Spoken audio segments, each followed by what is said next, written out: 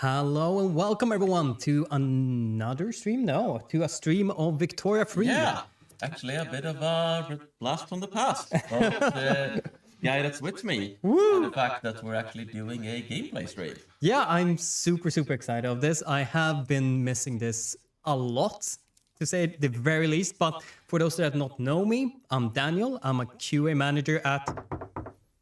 There is a big secret. I'm not allowed to say anything, apparently. No leaks today, unfortunately, but I'm joined with the man. Yeah, I'm Martin. I am the game director of Victoria Tree, and I've borrowed him for some good old streaming times. And we'll be playing the new, the soon to be out mechanics pack for Vicky Tree, Charters of Commerce.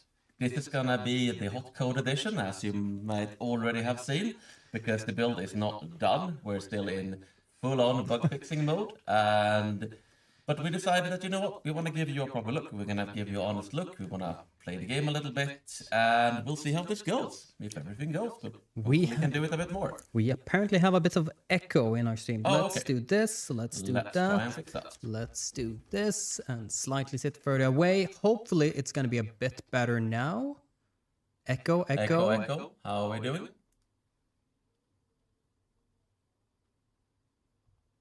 Yeah, exactly. That's why I'm trying to reduce it right now. Same. Let's do it a bit more extreme then. Okay. Are we still echoing? Oh no. Well, Better. Yeah, better. Okay. Cool. I think that's about as good we can do it, right? Worse law. I think that's just trolling. Now it's just quieter. All right. Oh my god, the perfect beginning of this stream. Yeah, okay, it's worse. We were promising hot code, we get hot mic instead. Yeah, exactly. Oh my god, that's terrible. Let's do a tiny bit of this. Let's do a tiny bit of that. And if nothing helps out, yeah. If nothing helps, if it's really bad, then I'm just gonna go away and. Yeah. Excellent. Let us know how bad it is, because we can take a quick break and try to solve it.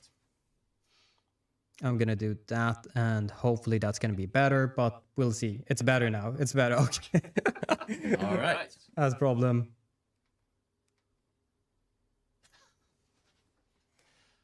Okay. Yeah, we're getting. Yeah. Okay. I think I'm echoing more than you are, judging from what they're saying. So. Exactly. So I might just. Should we just call on them? Yeah. Okay. We're gonna take a quick break. We're gonna try to solve the audio, and we will be right back with you.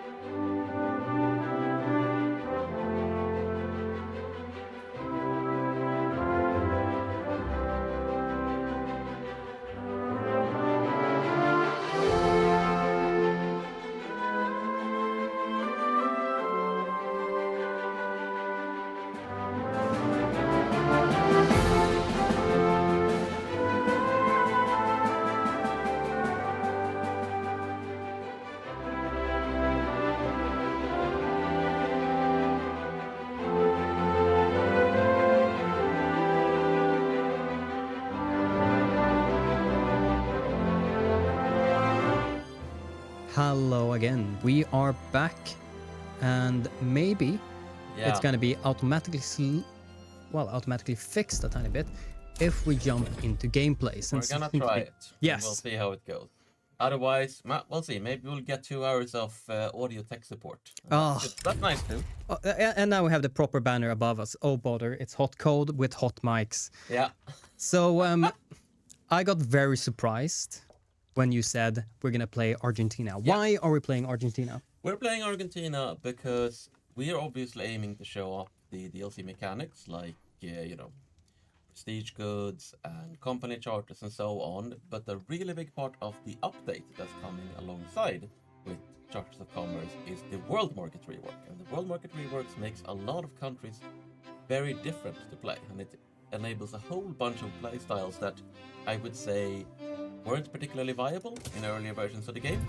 So what we're actually going to try to do is we're going to take a country with not a very high amount of population, but a pretty decent amount of potential, and we're going to see what we can do with the world market. And particularly, we're going to try to dominate the meat trade. I'm just gonna come out straight, say it. As you might know, I'm not the most skilled Victoria player, but I had opportunity, of course, since, well, I work here. So played a tiny bit. I have come with questions, I have come with asks, but I don't know everything as well as maybe someone should for one of these streams. But that's why you're here. I'm gonna do stuff, then I'm gonna say, hello, Martin, how do we do this? So basically, Daniel will be driving and I'll be talking, and we'll see how it goes. Yeah, I mean, you did test Argentina out a little bit. Yes. And you had to have some challenges, so we'll see how this goes. So, just to like very quickly begin, I'm just gonna set up the very classic stuff. I am gonna go. I've been thinking back and forth with. I have one safe gameplay mode and I have one risky. Risky. Well, let's just say I lose about 200,000 GDP very quickly, but it might pay out heavily. And pay out, well, it's more fun. And if I lose, well, that's probably more fun for you guys than me. But let's go risky, should we? Yes, we should. Let's do it. So I'm gonna begin with just saying hello, Argentina. You are lacking a tiny bit of stuff everywhere, but we're still gonna go for it. We're still gonna max out everything, everything, with just all the skills we'll have. And there we go, done. We are trying to just upgrade everything, and as you might see, we are lacking quite a few resources. But in a way, it's not as scary anymore. No. So previously, when you were lacking resources like this, you would have to solve it pretty much yourself. You would have to go in, you would have to try and build some iron mines, you would have to set up some trade deals. But so what is it that has changed? It's so much simpler and nicer. It really helps with just having a single button to kind of arrange tariffs-ish. Yep. To kind of like, oh, I'm gonna give my workers, my traders, my factory workers to actually import the goods. I'm gonna give them money for it. So that's exactly what I'm gonna do. Yeah. Iron is something gonna be a big struggle for us. But let's take a step back here, because we're talking about tariffs, we're talking about imports, but we're not talking about what this is actually gonna do. We are not talking about the thing I mentioned. We're not talking about the world market. So, of course, if you've been following the dev diaries and whatnot, you should have a pretty good grasp of this, but we're not going to make too many assumptions here. So we're at the very least going to try to show you, even if you haven't been following along. One of the biggest changes in the 1.9 update that's coming along Charters of Commerce is that the old trade route system has been utterly deleted from the game. In fact, if you've been a little bit attentive, you might have noticed that the lens bar on the bottom of the screen no longer contains a trade lens. Bum, bum, bum. Yeah, that's because everything, the old trade routes are gone, and everything else that used to be there has been moved into other appropriate lenses. But most importantly, there is the brand new world market. Wait. I can do this.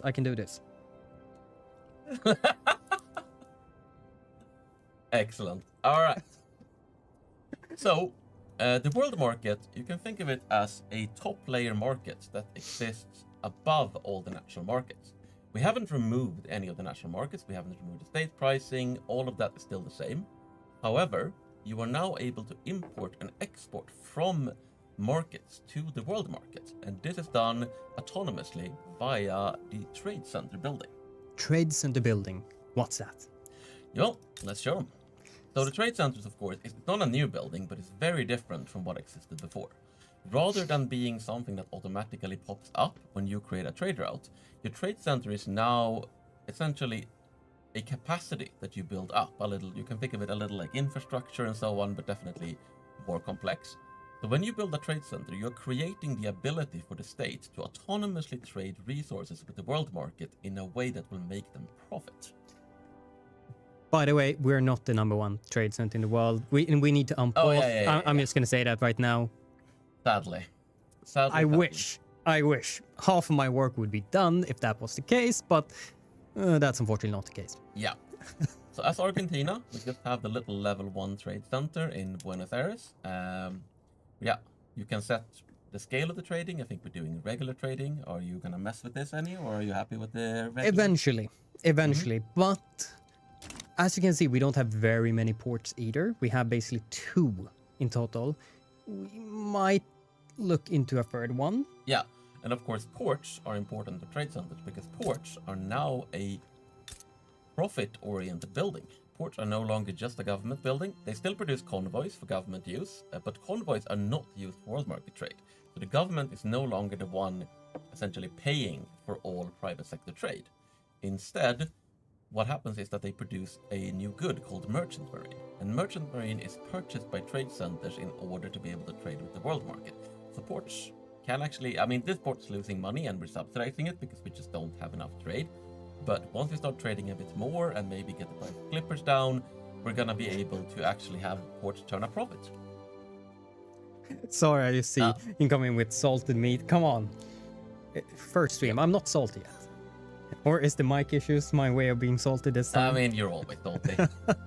I should have brought the You salt should have brought the stone. trophy rock. Yeah, I agree. exactly. Well, We could have placed it. Perfect. another time. Well, actually, we can just while I point it backwards. Maybe it's a bit low right there, but we have our very nice plushies sitting there, giving us some lovely encouragement. But yeah, they're beautiful. They're very nice, and they're bigger than it looked right now. But it's kind of fitting. They are right beside us. we do have a couple of questions related to what we had. There's a question of, is manual trade management gone? Also, is the new system less performance heavy?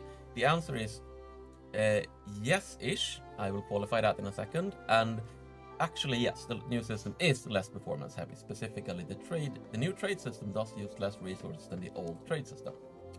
There is one thing that is currently more resource intensive, which is the fact that at least in our current internal build, the AI is actually way better at building up their economies as a result of how much they benefit from the world market. We are working to optimize that, but when it comes to the trade system itself, the old trade route system was very inefficient. As far as manual trading goes, you do not manual trade in the trade centers because all of that is handled by the private investors, essentially, the workers in the trade centers. However, there is also something called treaty trade. We're not going to get too much into that right now. Maybe a tiny bit. Yeah, a little further. In the end of the stream, a little further into the stream, we'll do some treaty trade. But that is basically the new form of government trade, which you can do directly with other countries and where you can control exactly what you trade. So we'll be showing off both kinds. But for now, let's focus on our little trade center. Yes, but I'm also going to start up playing just a tiny bit. So I need iron. Yeah. Desperately need it. What are you doing to get iron? I'm going to do some maximum subventions for iron.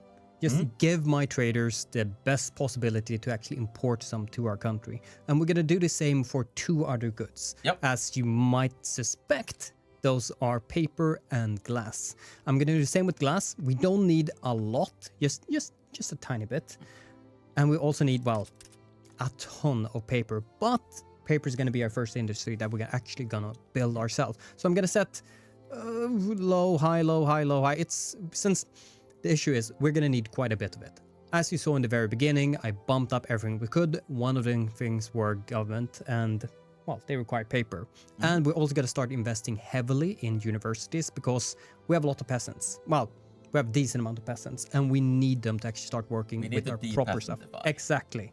Well, we're going to remove them from the small farms into the big meat farms, but of course, they still need some more skills for that. Turn all the peasants into ranch.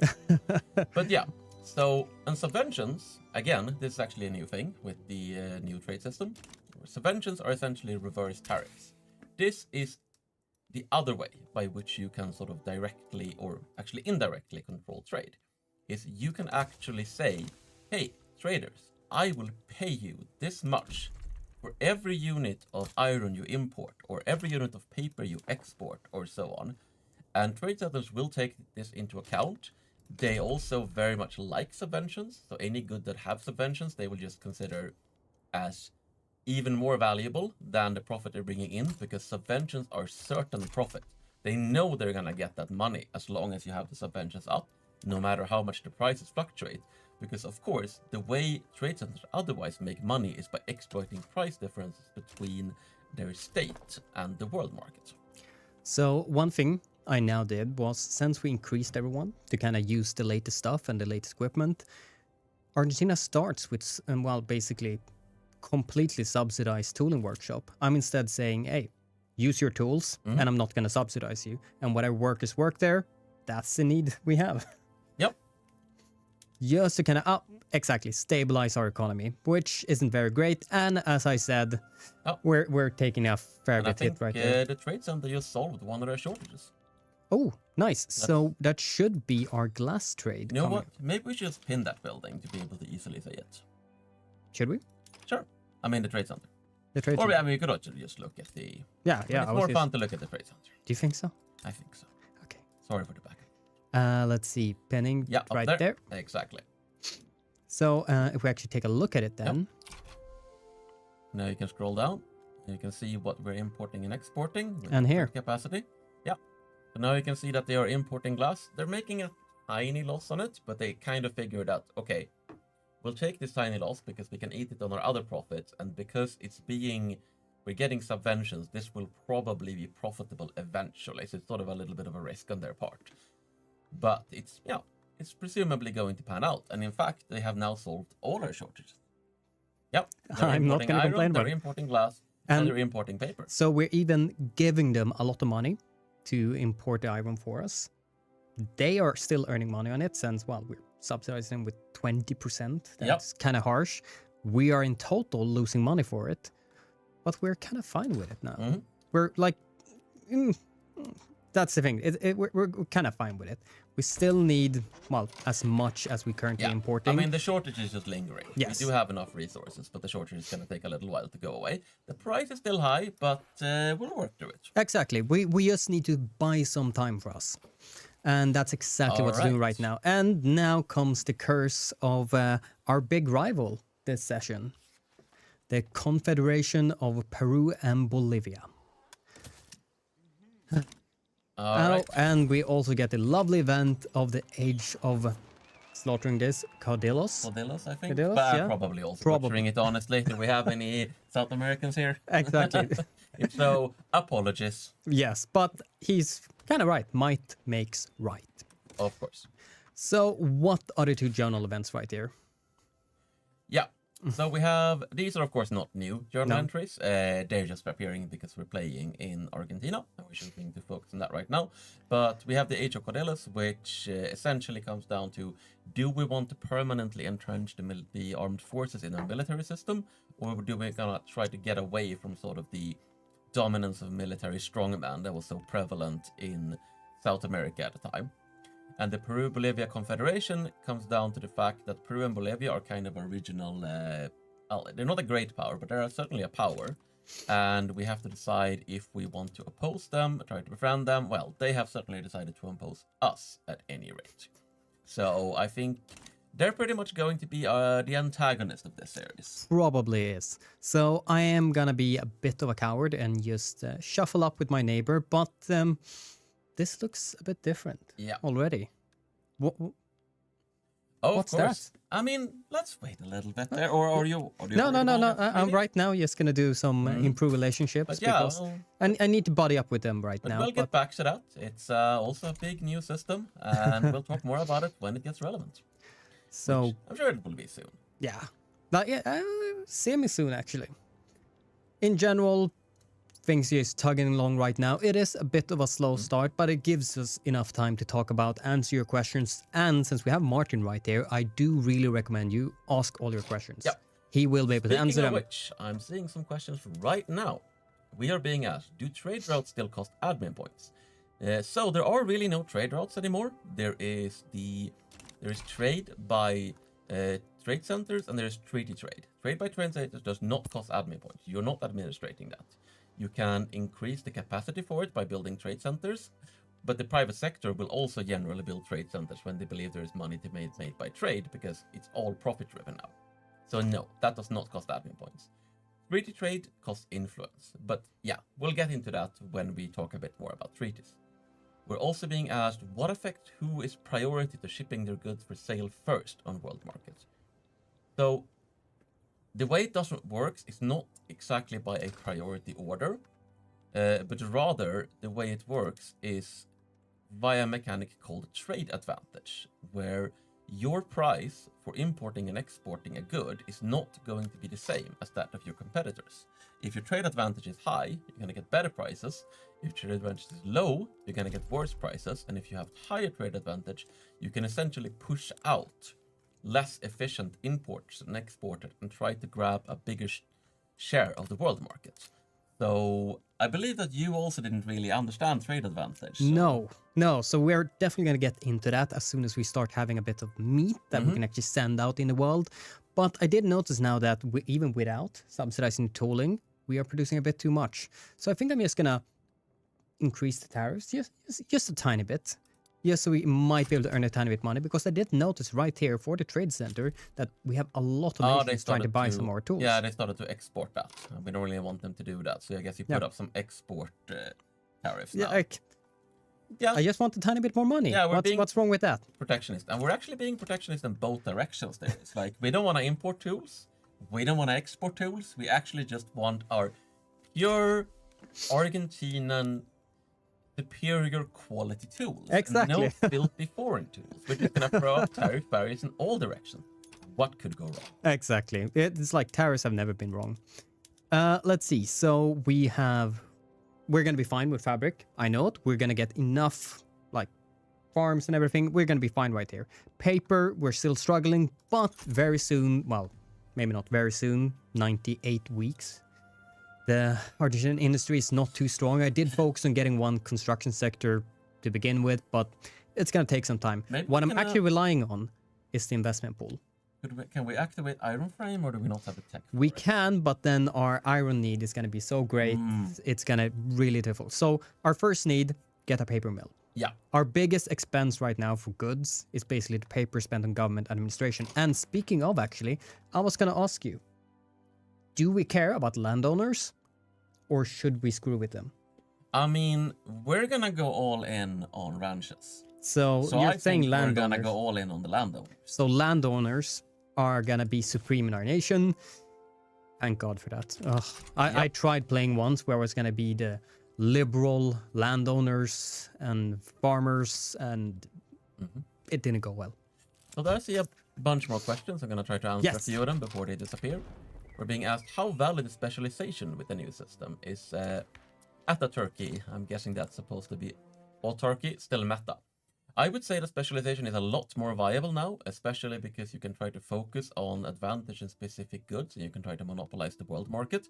The feedback we've gotten, and that I've seen myself when playing, is that you don't really feel the need to produce absolutely everything yourself anymore. We're also being asked if you can export resources from your colonies. And so yeah, trade centers in your homeland can definitely export resources from the same market. They do have an advantage if they are exporting resources in the same market area that they're located. But again, we're going to get a bit into that later. But yes, definitely, you can export things from your colonies to the world market. So now a quick question for me, just jumping in right there. So the landowners wanted oligarchy, but I don't know, doesn't landed voting fit better? Yeah, I think so. I think we're going to be a gentleman republic.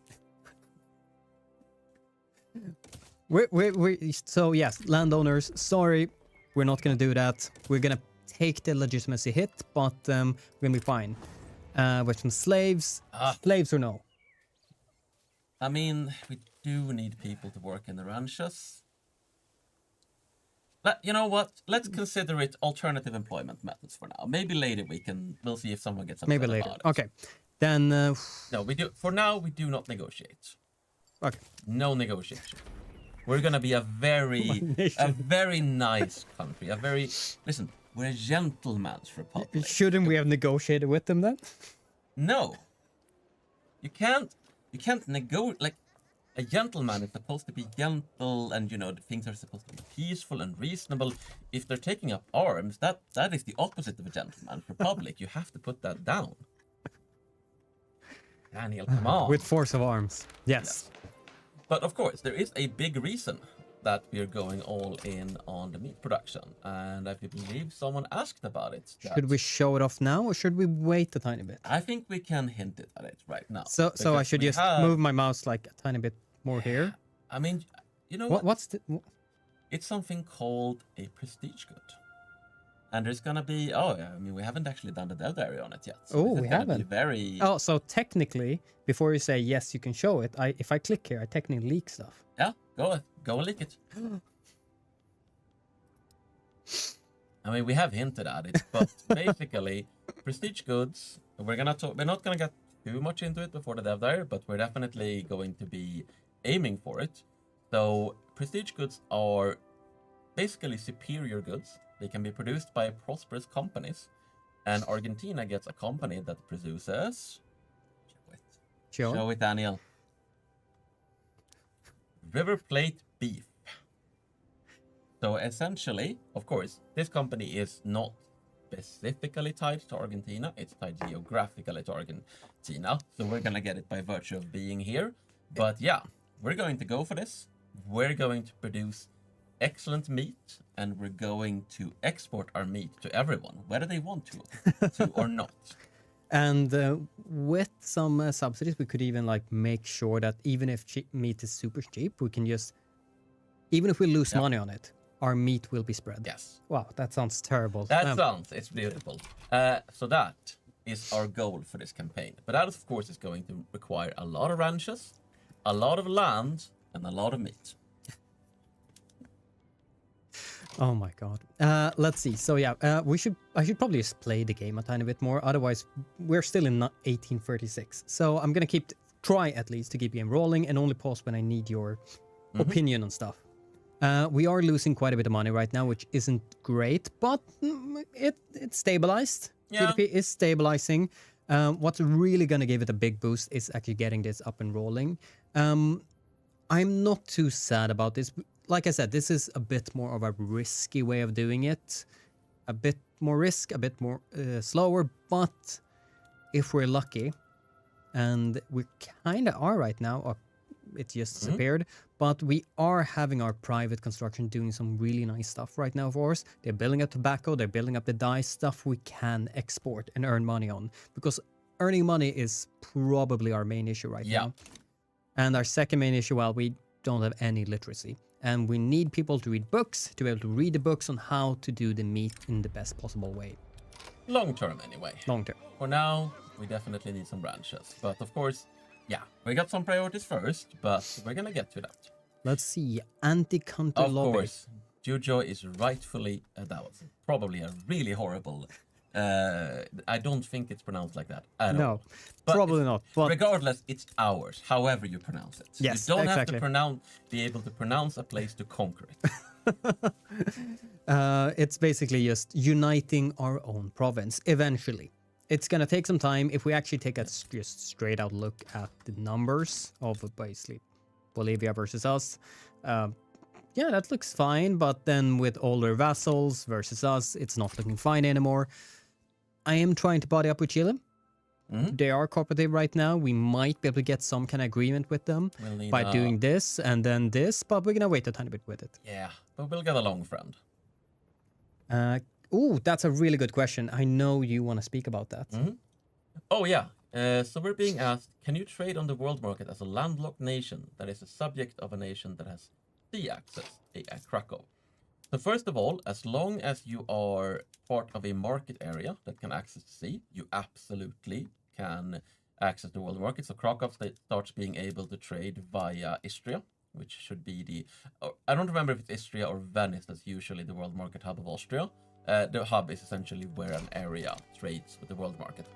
But regardless, you can totally do that. But even if you're landlocked and you're not part of another market, you can actually access the world market through something called transit rights.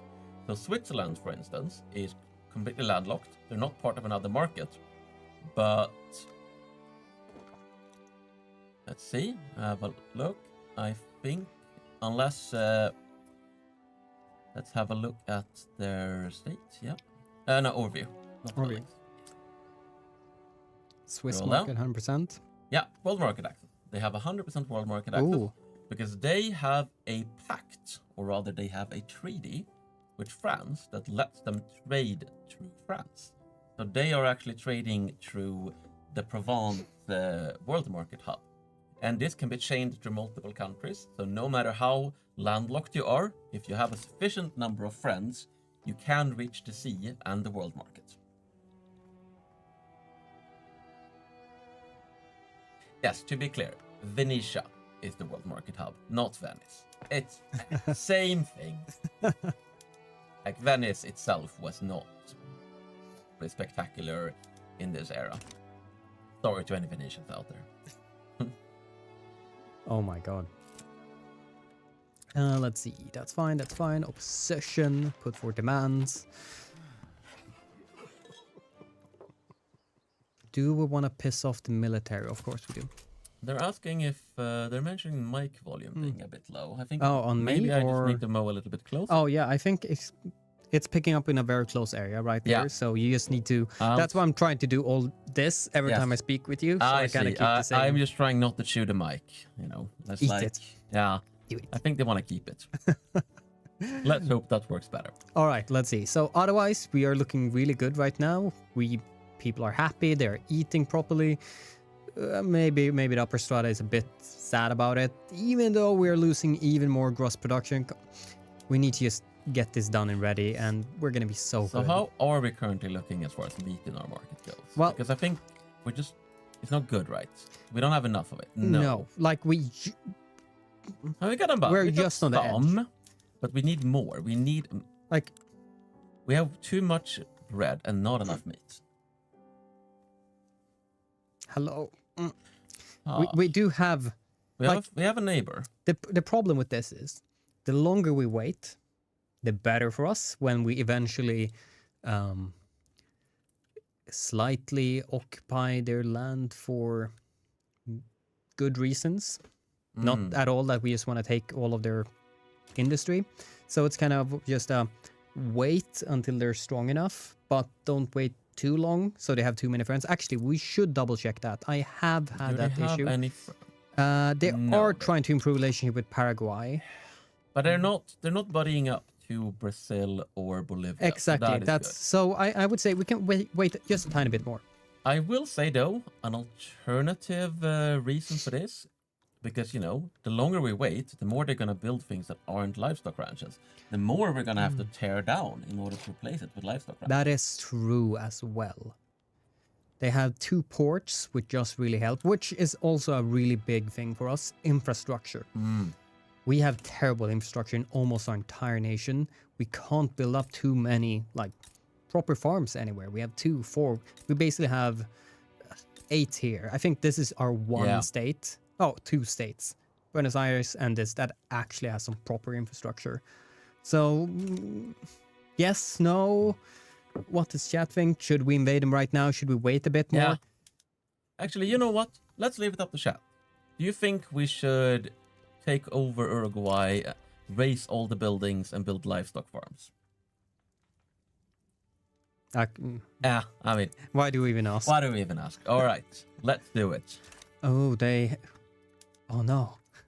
So, I'm right now playing on a window mode. I actually have to move this up and down to see the entire thing because we have so many relationships, and this I do really like. I don't know if this actually it's not new. No, came exactly. In a couple versions ago, but when I jumped into this, it was a while ago. Unfortunately, I played Victoria, so I had so many new things for me. So I'm a bit uncertain exactly which expansion. I'm going to be totally open and honest with it. So for me, it's just new stuff. But that's why we also have Martin to kind of say, no, Daniel, it's not new. Help me so much with this. So yeah, let's invade. Do it. And I might have done this war a few times, so I know that I'm going to do pillage with you. I'm going to do reckless advance with you. And since there is normal generals, I really do like the general to troop ratio. They have 2 units beneath each other. So, there is new buttons. Yeah. There is in fact a button there you should hover over and we should not comment on. It's the second one from the right, if I remember correctly. Yes. Ooh. Let's just hover over that for a little bit. Yeah, okay, we're done. Cool. So let's mobilize, let's take our troops, let's send them to the border, and let's continue. So it shouldn't really be a fight. I think we should just dominate them, move in. Ooh, I completely forgot to do one thing just because this is stream. We're just gonna go in here, we're gonna do here, we're gonna start doing some established colony right there, and also jump in here in corporate state. Since this is one of the reasons I do max out on the paper and stuff like that, so I can start basically integrating this ASAP. Did I do it? Of course didn't. Did I waste a lot of money and time and yeah. Fail counter +1. Listen. Efficiency is not expected. Only victory. Oh my god, and victory is really gonna be tasting sweet as soon as we get it. Like, we're gonna lower our government expenses by quite a bit. As you might have seen, I did unfortunately add some consumer tax on the meat right now, but it's gonna be such a profitable thing for us. It's giving us so much money. I mean, we're only promising meat. We're not promising cheap meat. We're promising quality. We're not like some low-budget gentleman's republic. We are a refined, high-quality, discerning gentleman's republic. And as chat is pointing out, we're just having a gentleman's war. Settling things on the battlefield, as gentlemen do. Like, Uruguay wants to not be turned into a giant livestock ranch. I say, yes, they should be. Exactly. They should be. Law enforcement's level 2, that's going to be very important because we might have to do some suppression of peasants, but that's going to be for a later date. And as you see, we have already increased our GDP by 14,000 just by the thought of getting more ranches. So I'm all happy and good with that. Let's see. Countdown to war begins. No one joined it. Very good. Oh, look what they're trying to do against us. Oh, well. I mean, that doesn't look any different than anything that came before. No, exactly. It's all fine and good. Let's do it. Broken out. I don't think we're going to have any issues right here. No, this looks eminently doable. Oh, but they're also going the same style as us. Many generals, each troop. Let's see. Should be all fine and good. They got to give their friends some kind of job, right? Yeah. But God, for that 1 second, our bar jumped back against us. Like, I mean, you did blunder. Yes. You did blunder. Exactly. I don't appreciate this blunder. But yeah, we're just moving in, taking over. Very nice. And immediately, we're just going to go and start integrating that as well. I also think that we have the temporary benefit of being able to very cheaply nationalize buildings here. Ooh, because I think we need to tear down anything that they have built that isn't to our liking. Specifically in Uruguay, of course. So what do we want to keep and what do we want to get rid of? I kind of like wine, yes, because it's... Oh, we've already taken it. Excellent. Do we need 2 ports? I think we have too many ports, definitely. I don't think they get to trade through our port. Yeah, we can remove 1 right there, definitely, no problem. Do we want to remove both of them? How is actually the infrastructure? It's actually really fine. Yeah. You know what? I don't think they need their own port. No. I think they can just use our port and they can like it. We do need wood because that just helps with construction. Wheat. Do the peasants need to eat? I mean, do the peasants ever really need to eat? Actually, without it, we're actually starving, so... All right. For now, at least. Wood, that helps our production, so we're fine. Okay, not too much actually tear down, but... for the moment. For the moment. For the moment. We're gonna need it later. So this is the second issue we have with Argentina. Yeah. We need to educate people. That's also why I went very heavy on just upgrading everything from the very beginning. And why I was supposed to start integrating as soon as possible. But we're going to begin with actually building a university here. And then we're going to go up all the way right here and build an iron mine. So we're already set for the next 16 months. Oh my lord. And there we go. Minting done. Very good. That was the first tech I need just to get that initial boost of money. I am very tempted to just click over here now. If you... enjoy it, but of course. we're gonna hold off just a tiny bit with it. Yeah, we will get there eventually. I mean, we should definitely keep a track of what we need to make that particular company as well. Yes. I do know what we need for it, but it's gonna be a bit of a struggle to get there, definitely. We will get there. And we do need to look at it more then. But it kind of feels like we need to delay that and tease it a bit more. I think I'm just gonna go plain old. Let's get this. No, actually, let's do this.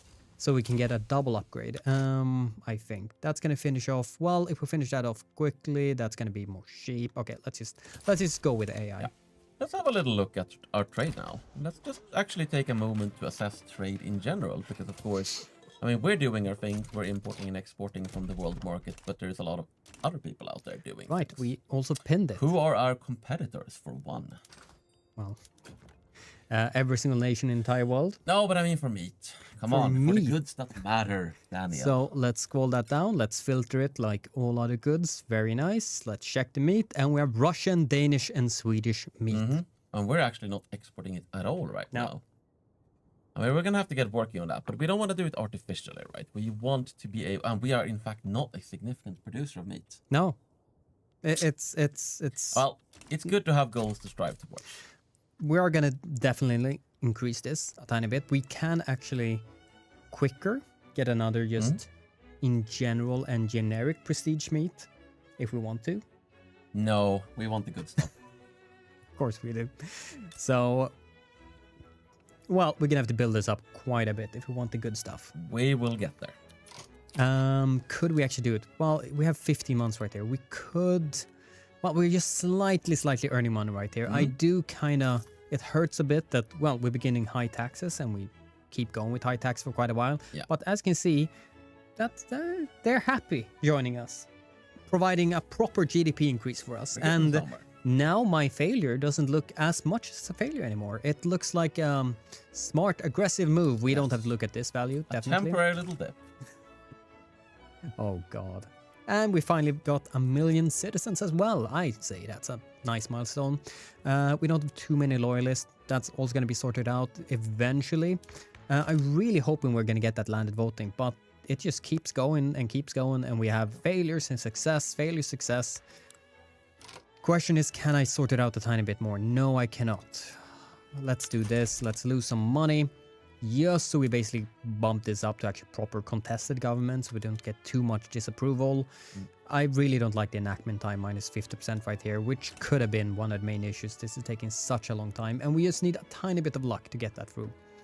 And I don't think we're going to see too much of a change right here, but yeah, we'll see. We'll get there. I'm going to take a look at, because we have definitely gotten a few more questions in now. So for one, we are being asked if there's any changes to obsessions and meat and fish consumption because they are literally useless currently. And the answer is yes. We have rebalanced a bunch of demands. We have tweaked obsessions a little bit. And of course, prestige goods tie into obsessions as well. You'll get some details on that in the next dev diary, but there is a connection, to be sure. Speaking of, actually, this is what I wanted to see. Finally, that paper mill is doing its work. Nice. And with that, we are also going to say, I don't want to pay as much anymore. If we're importing anything, just a tiny bit. Yeah, just a and tiny this is a very valid strategy in the new system, is when you need to get a good to your market, before you would go questing around for an import route, you will try to find it and bring it, and then sort of try to work up a domestic production.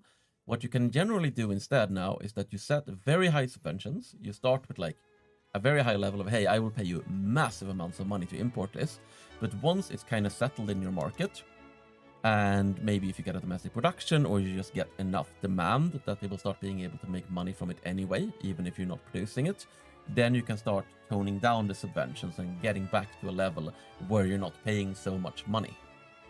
Which is hopefully something we're going to do with Iron semi-soon. Just get that down. We are losing money now in total for that trade center, even though we are subsidizing them heavily. I think we're going to be fine soon. Hopefully. We should be okay. We should definitely be okay. Oof. Scary stuff. And there's a lot of comments about the fact that you're back. Hey guys. A lot of people are asking if you're back. I am What is back. the answer? I'm fully back. I'm a QA manager and it's tons of fun. Exactly. I asked for one of those buttons to do it properly, Aw. but didn't have time. I am fully back, and I'm super happy. One of the first things I did was running around on Studio Purple. Yep. Running around is like, can we do a stream? Can we do a stream? And Martin was like, well, we do have an expansion coming up. Yeah, kind of and I've been soon. missing these gameplay streams because it's always fun showing off features, talking about the features, and doing like the feature and release streams. But I've always had a particular love for actually just showing things off by playing the game. This is the DLC. Yeah. Like, it's hot code, definitely. It's there's hot your code. thing We're is going to gonna have less bugs. I should mention, unfortunately, we have something from Windows that might cause a big issue. It can happen at any moment. We have taken all precautions we can to reduce the chance of it happening. But if we disappear suddenly, we'll come back as soon as we can. Yes, exactly. Actually, I made sure to find the proper shirt for this stream. It was the very last thing I did for Paradox before I unfortunately had a little vacation at another place. Embrace the meme. Nice. Oh, yeah, I had that shirt once. Well, I also got a nice new stream shirt. It is cool. I got my It is map cool. shirt. I want one of those. Let's see. How is the time going? Oh, wow. It's all... I hate this so much. It's almost been an hour. Yeah, I know. Time just flies. But let's push on. We gotta get somewhere. Okay, well, if we're gonna get somewhere, I guess I better do the classic Daniel thing of speed 5ing a tiny bit, just so we see some progress, so we see some changes in the world. Intelligesta, how about no? We are gonna promote universities, we are gonna promote literacy, but we're not gonna promote We're people not that gonna want promote promoted. the stinking liberals. Landowners for the win. Like, we are entirely fine with education, but not the degenerate values that it brings. Exactly. We're gonna get the atmospheric engine right now, just so the tiny bit of production we have of like sulfur, of iron, eventually is gonna be as efficient as possible. And I don't know, I somehow play it. I've started doing more and more right now since trading and stuff is, in my opinion, easier. I've started doing styles where I just go all in a bit more. It's just I change to stuff before I have it, and then I just say, have all the money in the world that you want to actually trade it and get it in my nation. Solve my problem. Exactly, and then I eventually solve it myself later. I will take a hit in penalty like right away, but eventually get a bit further. Yeah, because now you can actually set up way more stable like trading reliance and trading relationships. You can just say, actually, I am going to solve this with imports. I am going to solve this with export. And just because another market, like country's market, fluctuates, doesn't mean that your trader is just gonna crash and burn and you have to start over all over again. I assume we're also gonna go into fertilizers at some point. Eventually. But, well, we are getting a lot of free fertilization as well. Just because of all our, like... Oh, true. Oh, very good private people. In Santa Fe. Could have placed it better, but I'm not going to complain. Meat is meat. Fine. We will definitely need to get more people at some point as well. We do have some nifty journal entries for that. Maybe, but just a reminder, hot code right here. This kind of is stuck right here. Oh boy, yeah. I think we can actually just save and reload and everything will be fine. So we're just going to Let's save do it. that. Let's take the risk.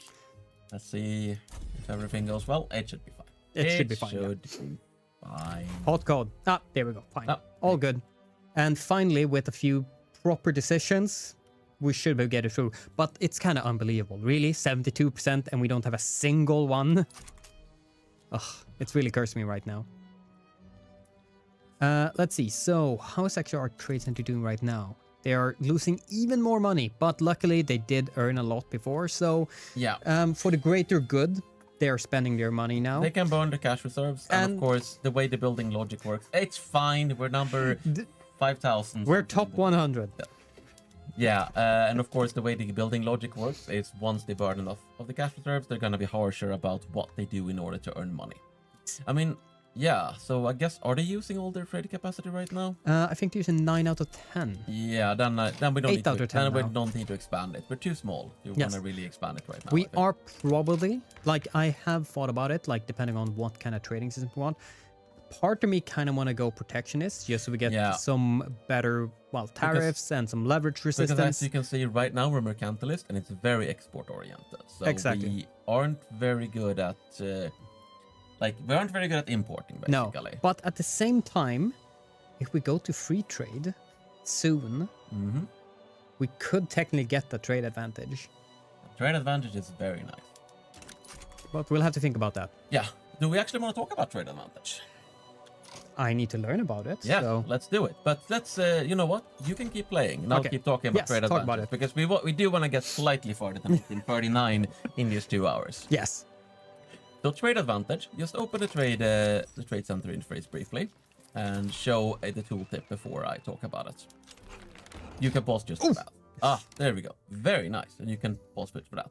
So if you scroll down, you can see that for each thing that is trading, and we're really not very good at it, we have a trade advantage. So for instance, we have minus 60% for importing iron. We have minus 50% for importing small arms. Like, we're not very good at trade advantage whatsoever because we're such a small scale trader.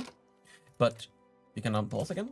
The way it works is for each good, in each direction, in each trade center, you have a trade advantage score. This is based on things like how much local production of the good do you have in the market area. So for example, you would have a lot of trade advantage for exporting opium from India because a lot of opium is produced in India. You wouldn't have as much trade advantage for exporting opium from Britain, even though it's part of the same market as India, because shockingly, there's not a lot of opium being produced in Britain. That's like, they really should get on that, honestly. Trade advantage compares to everyone else's trade advantage for the same good. It's also affected by things like whether you have trade agreements, whether you have treaty port. There's a whole bunch of things.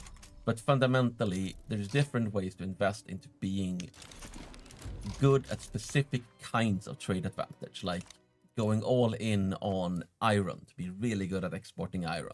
I think the people are with us. Nice. Excellent. And the higher your trade advantage, the better price you will get compared to your competitors. So the more trade advantage you capture, like there is a world market price for prices, or rather for goods, like the world market price for iron, but usually nobody is actually paying that exact price. Rather, they're paying on average that price, but the ones with higher trade advantage are getting better prices, and the ones with lower trade advantage are getting shittier prices. So there's a lot of nuance to it, but the key thing is if you have better trade advantage, then you're just going to have better prices than your competitors, and you're going to be able to muscle them out to the world market. And I need to stop a tiny bit right now. So we built our iron mine right now, but people are not working with it. Okay. How can that come? Maybe because we are paying too much right now for our subsidies. Oh yeah, so, our domestic iron cannot compete. So I'm going to lower it quite a bit right now, even though we're currently not producing anything. Hopefully now, they're going to see, like, in a little while, like, oh, we can actually probably get a bit of it. But I can also see that tools are very expensive in our country. So how about starting paying a tiny bit for the tools now instead, so we can import the iron, so we can produce our own tools, so I can later lower the price on tools. So it's I really like that kind of circle of this. Yeah, it is the main way you sort of tweak the world market trade is with tariffs and subsidies, and it's supposed to be that you make these like more strategic, less frequent decisions rather than going and questing for someone to trade with, waiting for the trade route to collapse, and going to quest for someone more to trade with. Let's see how everything is going right now. We should be able to find our lovely iron mine right now. Fully working. We're getting proper... Come on. I still need to pay attention to this because we do want... I'm trying to get some kind of education up and rolling. So... Yeah, sure, we can accept that. We're being asked, so to get the most effective trade in the scenario would require 2 interests. One in Great Britain for trade route and one in India to improve competitiveness. So you don't actually need interests to be able to trade on the world market, because the world market, everyone is exporting and importing in the world market. However, if you don't have interests in relevant exporters and importers, you get lower trade advantage. So if let's say that Britain, the British market is exporting all of the opium in the world, and you don't have an interest in the British market, you can still import opium, but you're gonna do it at a pretty crappy price. So interests still play a role in trade, but it's not a hard lock on trade. It's just one more thing that ties into trade advantage. Let's see, what do we actually need right now? Do we have any tooling factories? Yes, we have one in Argentina, but that's fine. Do we want to increase it? Probably not. Well, we do have 5k right here. Sure. Screw it, let's do it. And when the circle finally like finishes and everything like starts going around. We haven't even gone into that. Didn't we? Oh no, we didn't. Nope. Happy times. How are we looking? Oh, on the other hand, our radicals are starting to look a little concerning. That is not very gentlemanly. They're going to be happy soon enough. They're going to be happy soon enough. If they're not happy soon enough, well, we are keeping the police there to make sure they are put into their place, but they're going to be fine. Maybe. We're also being asked how it works with Japan, who are of course isolationist. Japan, just as before, are still isolationist. They cannot trade with the world market until they get rid of isolationism. They can, however, do 3D trade. So they can do very selective trade, which is how we represent things like the limited China-Japan trade and possibly the limited Japan and Dutch trade. So they can do one form of trade, which is the direct government-controlled one, but no world market trade, no uncontrolled private trade, basically. China is actually also a bit different in this version. Let's actually show that off super quick, because it's kind of interesting. What do you want to see? Let's have a look at their domestic laws. Let's have scroll. We should be able to get scroll down to their laws, and let's look at their trade policy. So China is actually pseudo-isolationist in this version. They're not completely isolationist, so they're not completely closed like Japan, but they have a variant law on isolation called the Canton system, which disables trade centers for China outside of Western Guangdong. So, because this is actually how it was set up historically, there was a monopoly on the China trade by specific actors in South China. So it wouldn't make sense, for instance, to just build a trade center in Beijing. So they're also limited in how much this trade can grow. So they can have a bit of world market trade, but not too much of it. I like that. I like when the countries get like that slight unique twist, and it fits even better if it's also historical. Yeah. And this is also a new system, the variant law system, where so far we only have one variant law, but we're definitely going to keep building on this, because the way it works is that instead of having to add everything to the ideology system and get very, very long tooltips, anyone who likes isolationism will like the Canton system. Anyone who dislikes isolationism will dislike the Canton system, because it's just a variant of isolationism. It's a China-unique variant. No, let's do this. Let's do that. We're also being asked about 3D ports, which is very relevant to China. We're gonna have to we're not gonna get very far today, I feel, with all the pausing, but we do also have to show off things and answer questions. So, like, the first stream is to kind of just tease a tiny bit and do this. So we'll take all your questions. We'll take everything. Let's see. So let's look at Macau. Macau. Oh. And of course we have Hong Kong now as well, because the Opium Wars happened while we weren't looking. Wait. Macau. Hold on. Can you click on Hong Kong? This is on it ceased to be a 3D port. So click on is thing going on. So something has happened here. Hot code. Go to Britain and look at their 3Ds.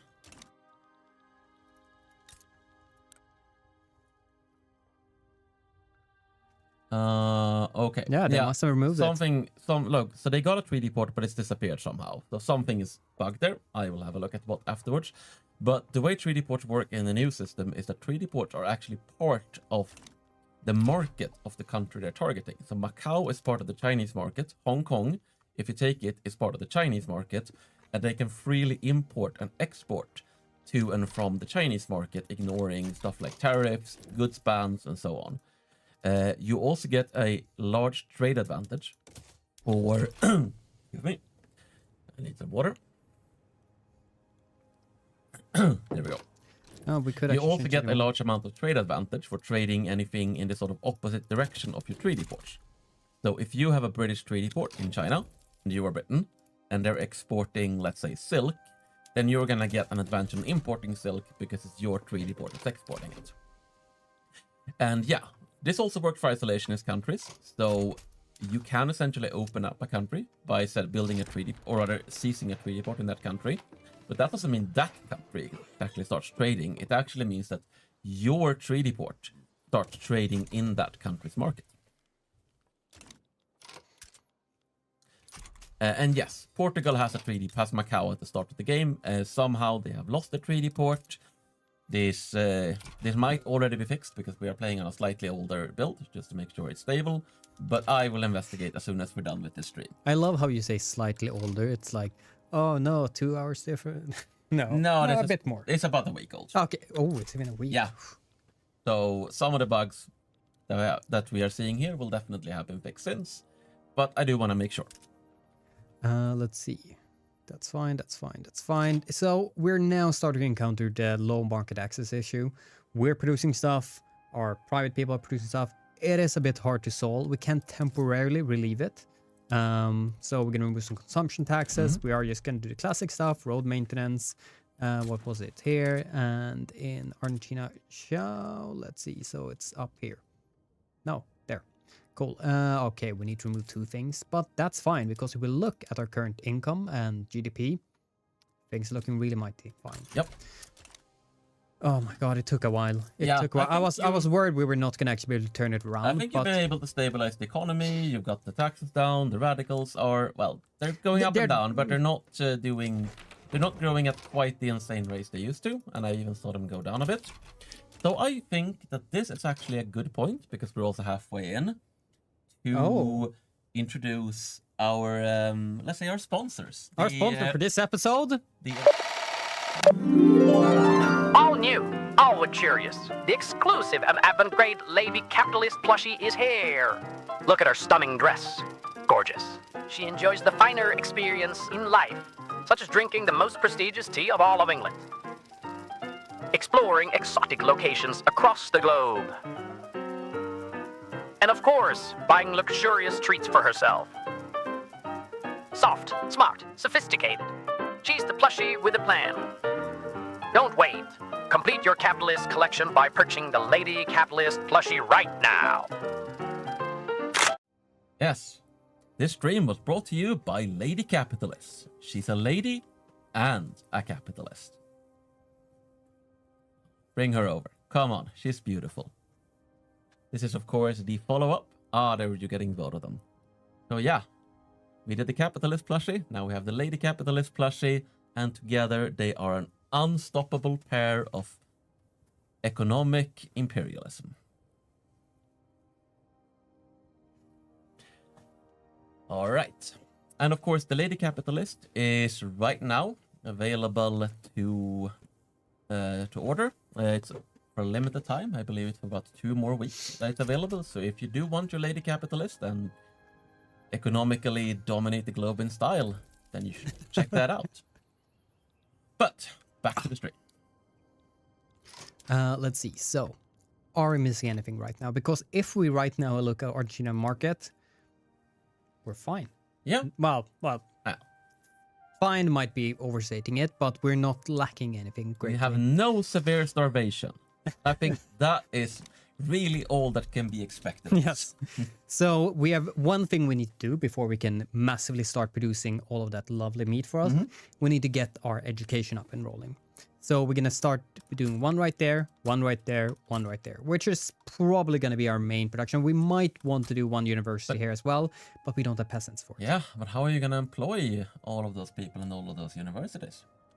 Well, I don't know. How should I do it? Because, of course, universities have done a little change there.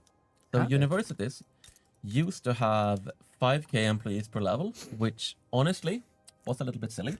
Because you really do not need 1 groundskeeper per university professor. One of the things we have rebalanced in 1.9 is that we have brought down the workforce requirements for a bunch of buildings. Pretty much anything in the development tab, meaning, for instance, railroads, ports, universities, and so on, actually only uses 1,000 workforce per level. Of course, we have tweaked inputs and balanced out numbers and so on to make sure that the things should still be balanced. But it does mean that if you're a really small country, you do not need the entire country's population working in your university to get a bit of literacy and qualifications and innovation.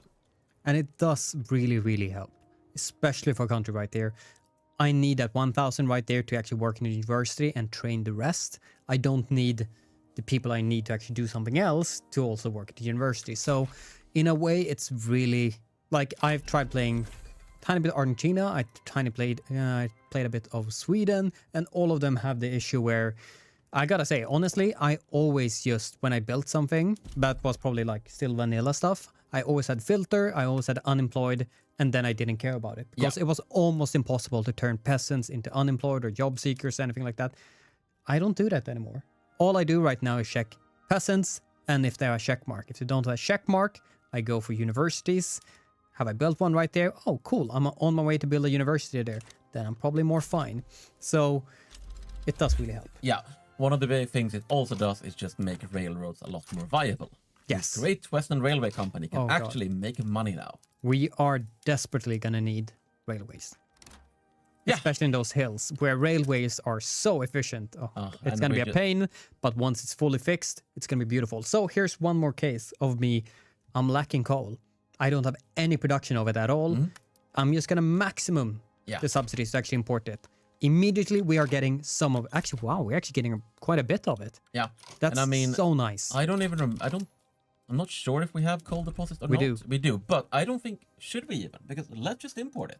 We don't need to produce everything, Daniel. Right? But I want coal. Yes, but let's import it. Oh, no. Oh, this is scary stuff, doing stuff and having some kind of idea of doing it. Because suddenly you have Martin say, no, you're not allowed to. I'm like, God. When we don't... That's the thing, right? We shouldn't have to make autarky anymore. We shouldn't have to produce everything ourselves. If we end up with a lot of need for coal, sure, let's give it a spin. Because I think we might want those people working on the ranches instead.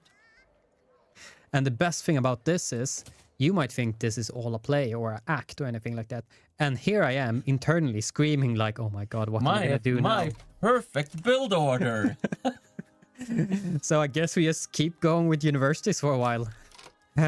Everything is great.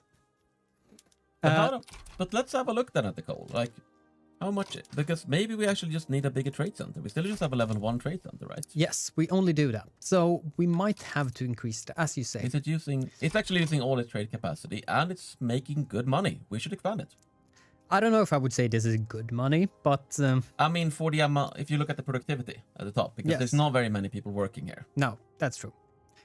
And as we can see, suddenly something skyrocketed to the very top of our imports. Yeah, and it would be fine. We do need more merchant marines. We do need more merchant.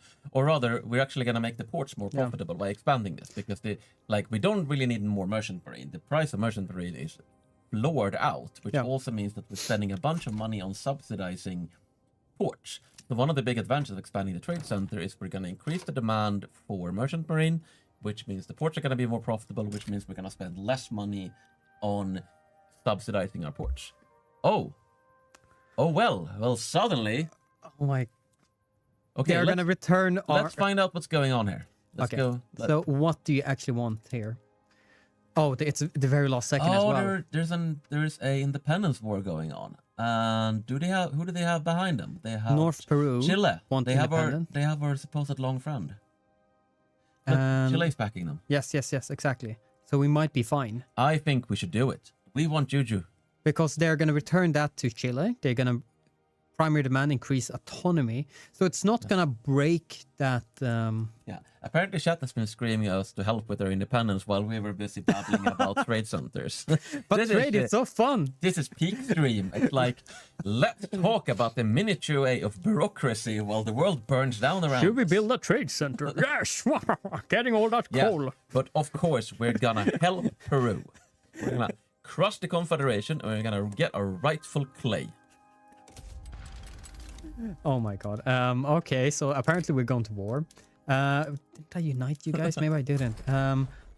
Yes, please. Do you feel prepared for this? Yes, definitely. We're fine. We're not even going to be able to mobilize in time for this. So let's do this. Let's do some force marching. Yes, so we get that a bit faster. Yes, sure, it will lower your organization, but it's fine. Maybe. Let's see. Let's just send it right here. Oh, yeah, we should be fine. We should be fine, I think. So what are we actually getting right here if we take this? We're going to get 1 sugar. Wait. Didn't this have a gold?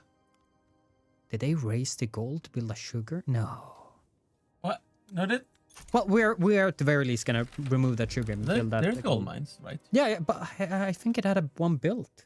It might have been gold fields because gold it fields might have been a gold depleted, field. they turn into gold mine potential. So yeah, Sorry. Not immediate sure war. what's my throat today. It's fine. Something is going around. Yeah, maybe it's the office plague. I hope not. So I think. Oh wait. Maybe. Or one. Wow, really? It's been how many years? 8. Yeah. And we have lost 3 generals. Well, I think I fired 2 of them, but let's say they all died in accidents. So. Yep. Let's see. Okay, we're winning because of the numbers. We're pushing towards our state, right? Yes. Good. So technically, Yeah. after a single more victory, we could just say stop. I think we should push on. I think you should order a march to the north. So You should click that secret little button. Are you sure? Yeah, it's fine. So this that I didn't only sort of hinted earlier, and that a eagle-eyed person in chat realized what it was, is a change that we made just like last week, and which didn't make it into the military improvements dev diary. So I figured, hey, let's just announce it straight here on stream. We now have strategic objectives per army. You can tell each army to push in a different direction. Additionally, we have also made sure that all generals in the army will be pushing towards the strategic objective so that they work correctly. Even if they can't attack the direct state, that's the shortest route, they will attack an adjacent state. They will attack in the correct direction. Because besides the fact that strategic objectives were just 1, we also had the issue that they didn't work particularly well outside of a single general. So all that should be sorted. You should now have a lot more control over exactly where your armies attack. So, well, let's actually secure our border first. Let's make sure we take this state, and it's a lot riding right now. Will our army go up and take it, or... Well, actually, that was Chile. Well, we are fighting with them. Yeah, I mean, we're actually fighting on a single front because of the whole new merged front system. Oh, you mean another new feature? Yes. I mean, we went over this in the military improvement. It's not so much a feature as a convenience thing, where we avoid having a lot of fronts by merging fronts where it sort of makes sense, where there's not too big an overlap between them, so that you can more effectively fight together. And also so that, for instance, you don't end up with 20 different fronts in India when shit starts going down there. Nice. All right, we win. They were surrounded. They got crushed. We have a independent Peru. We have a more autonomous South Peru. Apparently, they weren't quite as ambitious. Most likely, they had a different attitude. Yeah. They were like, okay, we're fine staying in the Confederation, but we want to be, more independent. Yeah. Chile got one more state, well, return of a state, and we did so as well. Now it has a gold mine. Yep. Oh, right, because we had a gold mine there. Yes. Oh, I might have clicked on my own state before when I was supposed to click on theirs. That's why I thought they had a gold mine. Nice. That textile mill. Do we actually want to keep that textile mill? Do we need I do actually think we desperately need it. Yes, we're even lacking. Oh, but with that extra textile... I think we're actually let's not do like this. possible. We're gonna increase that import instead. Well, actually, let's do the one more step. I mean, do we actually need to do this, right? Because sure, the prices are a little bit high, but they're not too bad. Oh, but we can't right now. No, because we need to buy it up. But you know what we can do? We can nationalize it, and we can nationalize on the cheap, because we just conquered the state. But does it still count as conquering a state, since half of it was ours? Yeah, it still does. So this would be way more... 100k? I mean, it's kind of expensive, but also consider half of it goes to the investment pool. I just got into positive. How much? What's our debt limit? It's fine. It's fine. Yeah, let's do it. Nationalize everything, and then remove it. Let's tear it down. See it as investing in the private sector. My poor money. Me setting up plans, me sorting out different things. Martin, Yes. let's not do that. You're still not building enough livestock ranches for my taste either. But I did build a trade center. It upgraded, and now it's actually losing quite a bit of money. It is. But that wow. will adjust over time. They're not losing actually quite a bit. It's very little. And now they're So starting earning basically, more. the big thing happening there is they started using more. Let's have a look at the price of merchant marine. I suspect that, yeah. So they were previously buying merchant marine extremely cheaply, which basically meant they were able to do trades that were otherwise not that profitable. With the upgrade, yeah, it's gonna be a bit more expensive, but the trade center will adjust over time. It will reduce unprofitable goods. It will increase profitable goods. And usually, like, as long as the conditions exist to trade things profitably, they will find that equilibrium over time. It's not something you have to directly manage unless you want to. If we only kept those ports. Nah, it's fine. I mean, we don't want the price of merchant marine to be floored out either, because we're just paying for that.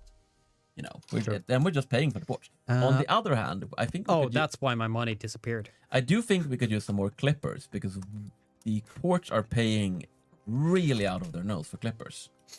Yes. So maybe we can... Yeah, maybe we can do a little... What are we doing for import? Building a shipyard.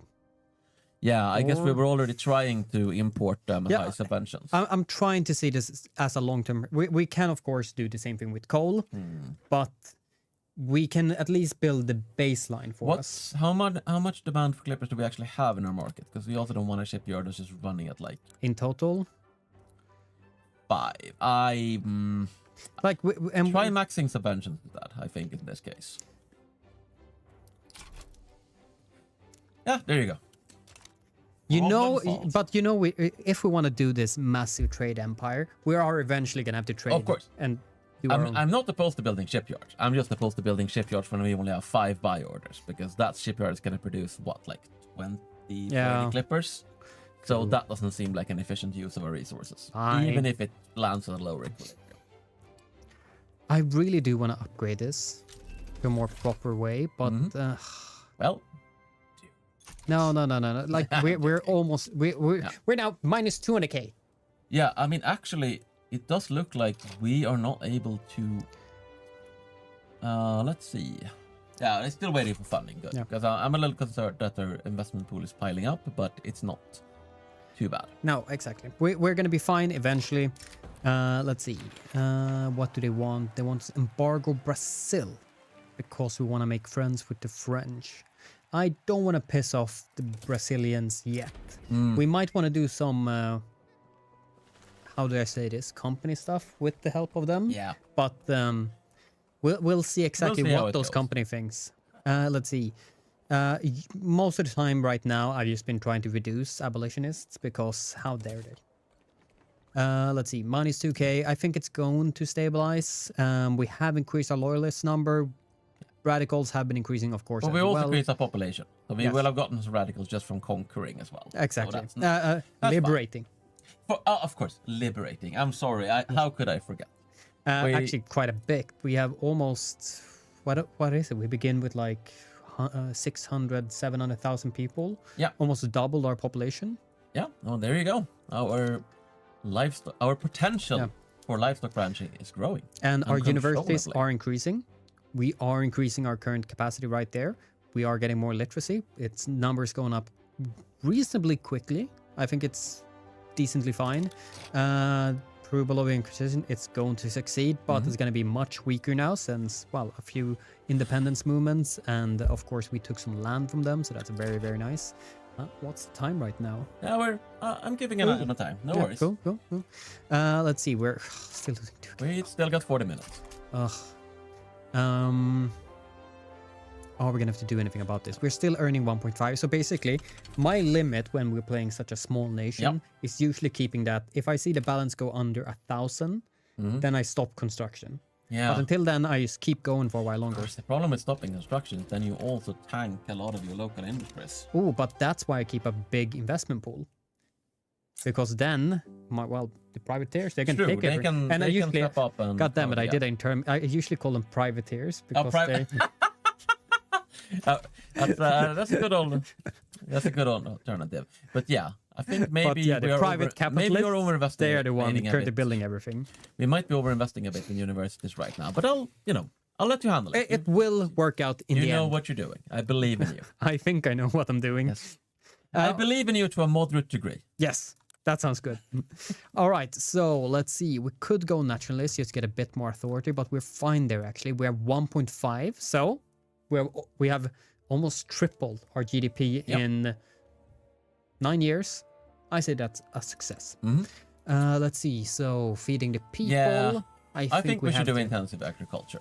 We should, because that will also help with our ranches. Yes. We'll be able to do more production. Actually, we'll go straight away to nitroglycerin, just because we get the possibility to basically fertilizer. Actually, we might not even need fertilizer. We're gonna have so many ranches. I don't think Exactly. we need to produce fertilizer right But now. then we also have kind of a beginning. Once we're done with both of these, Yep. maybe it's time to start building the massive amount of livestock ranches. Oh, there we go. So Yeah. I mean, we've not kind of- too bad. yeah, Not we too got a bad. Peru Bolivia. It's not the biggest Peru Bolivia. I think we'll be able to manage. But you know what? Maybe we should have a friend, because we did help some people out and we bonded a little bit over killing Bolivians. And I think it's time for, and Chile, I respect the fact that they're getting longer. Everyone likes long Chile. We should be friends with long Chile. What's this?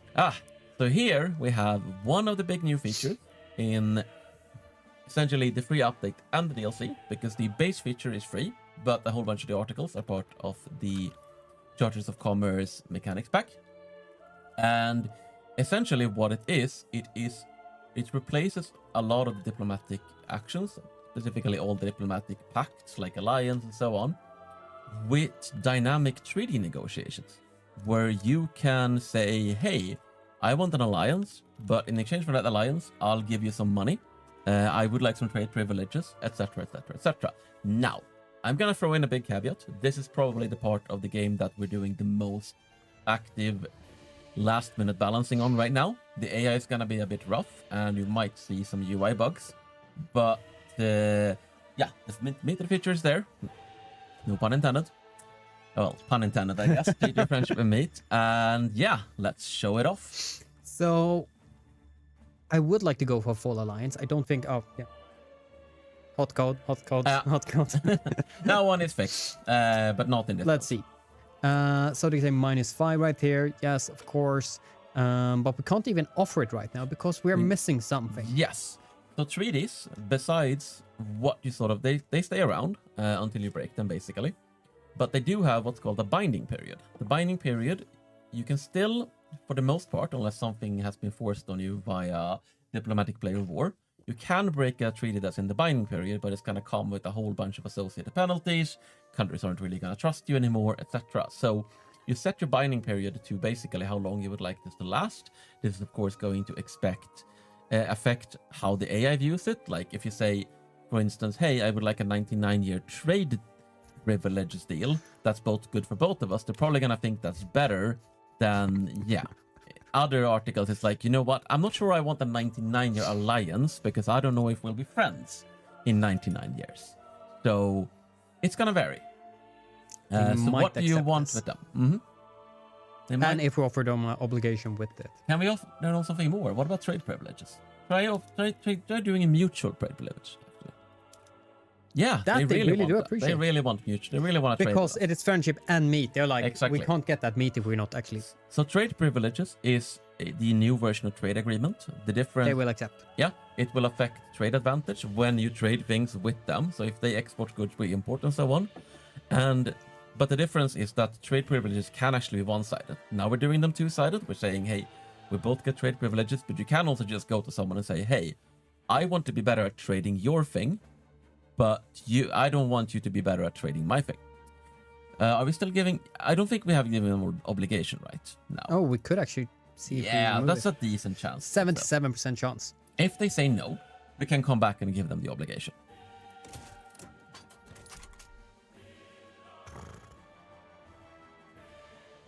There is also a bug right now where if they say no, we're not gonna where if they say no, we're not actually going to get any feedback about it. So Hot code. yeah. So We can use the other bug though as well, yes. because the cooldown of that is also gone. Rather, yeah, it wasn't in yet in the build because it's an old build. So right now you can basically just ask about the exact same thing again. This is not, of course, this is already fixed in the internal build, so this is not, of course, how it's supposed to work. But for the sake of showing things off, we'll do it. And let's see if they ghost us again. They should be very happy with this trade deal now. There we go. Yes. So they also appear right. Oh, no, not the. You didn't name it. Yeah.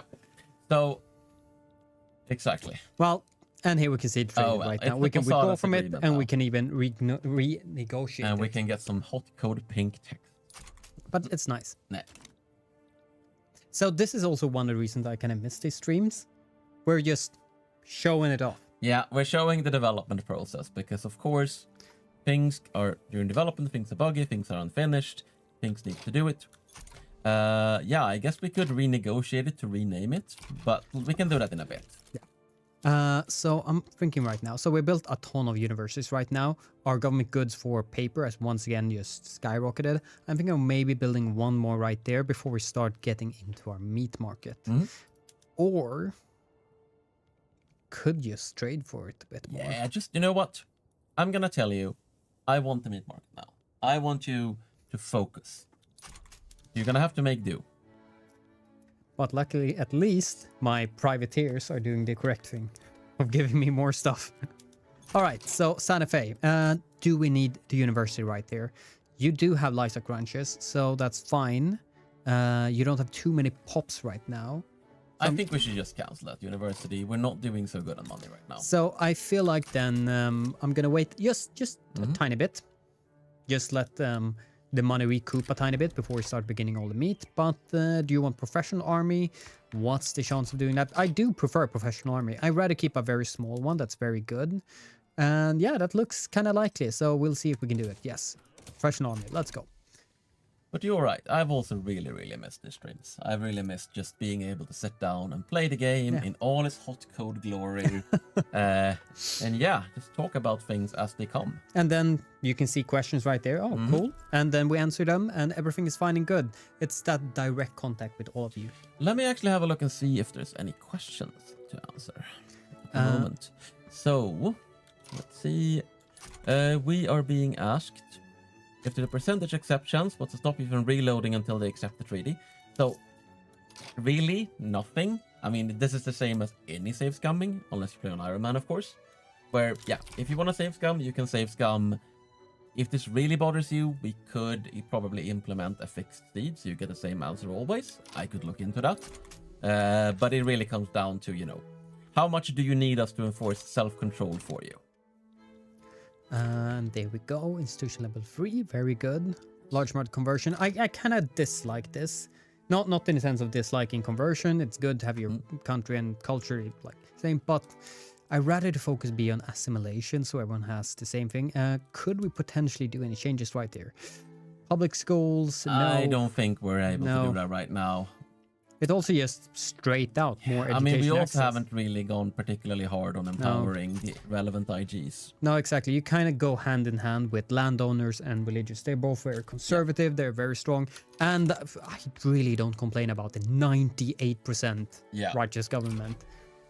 So, we're also being asked, and I think we should both answer this, because, you know, you had a chance to play this with this as well. Which feature is the favorite feature of this DLC? And I'm gonna take this DLC as to mean 1.9 and Charters of Commerce, basically. So why don't you start? What's my favorite thing?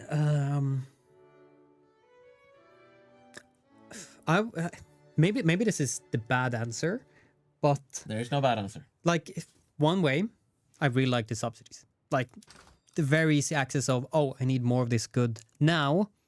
Click one button and it will kind of sort out a tiny bit. But along with that, the changes to like railways, shipyard, like everything that's just that infrastructure wise to be able to actually do it in smaller nations. I could play Sweden and I didn't feel like I had to colonize the entire world. I could actually convert my peasants to do proper industry and continue from there. So I think kind of those two things are going to have very much hand in hand, being able to, oh, I don't need to produce everything myself anymore. I don't need to set up all the trade deals. I don't need to set up specific goods. Just give hints, give money to the right people, and then also educate my people so I can basically, so those 2/1 thing. As for me, of course, like, I think the answer is here is going to be different between what I think improves the game the most and what I actually my personal favorite. Because 3Ds and the world market and like all the changes to companies and company charters are all massively big changes to the game. They tie into each other also in fun ways, like being able to go in and force countries to give your companies a monopoly on their goods. Very United Fruit Company style.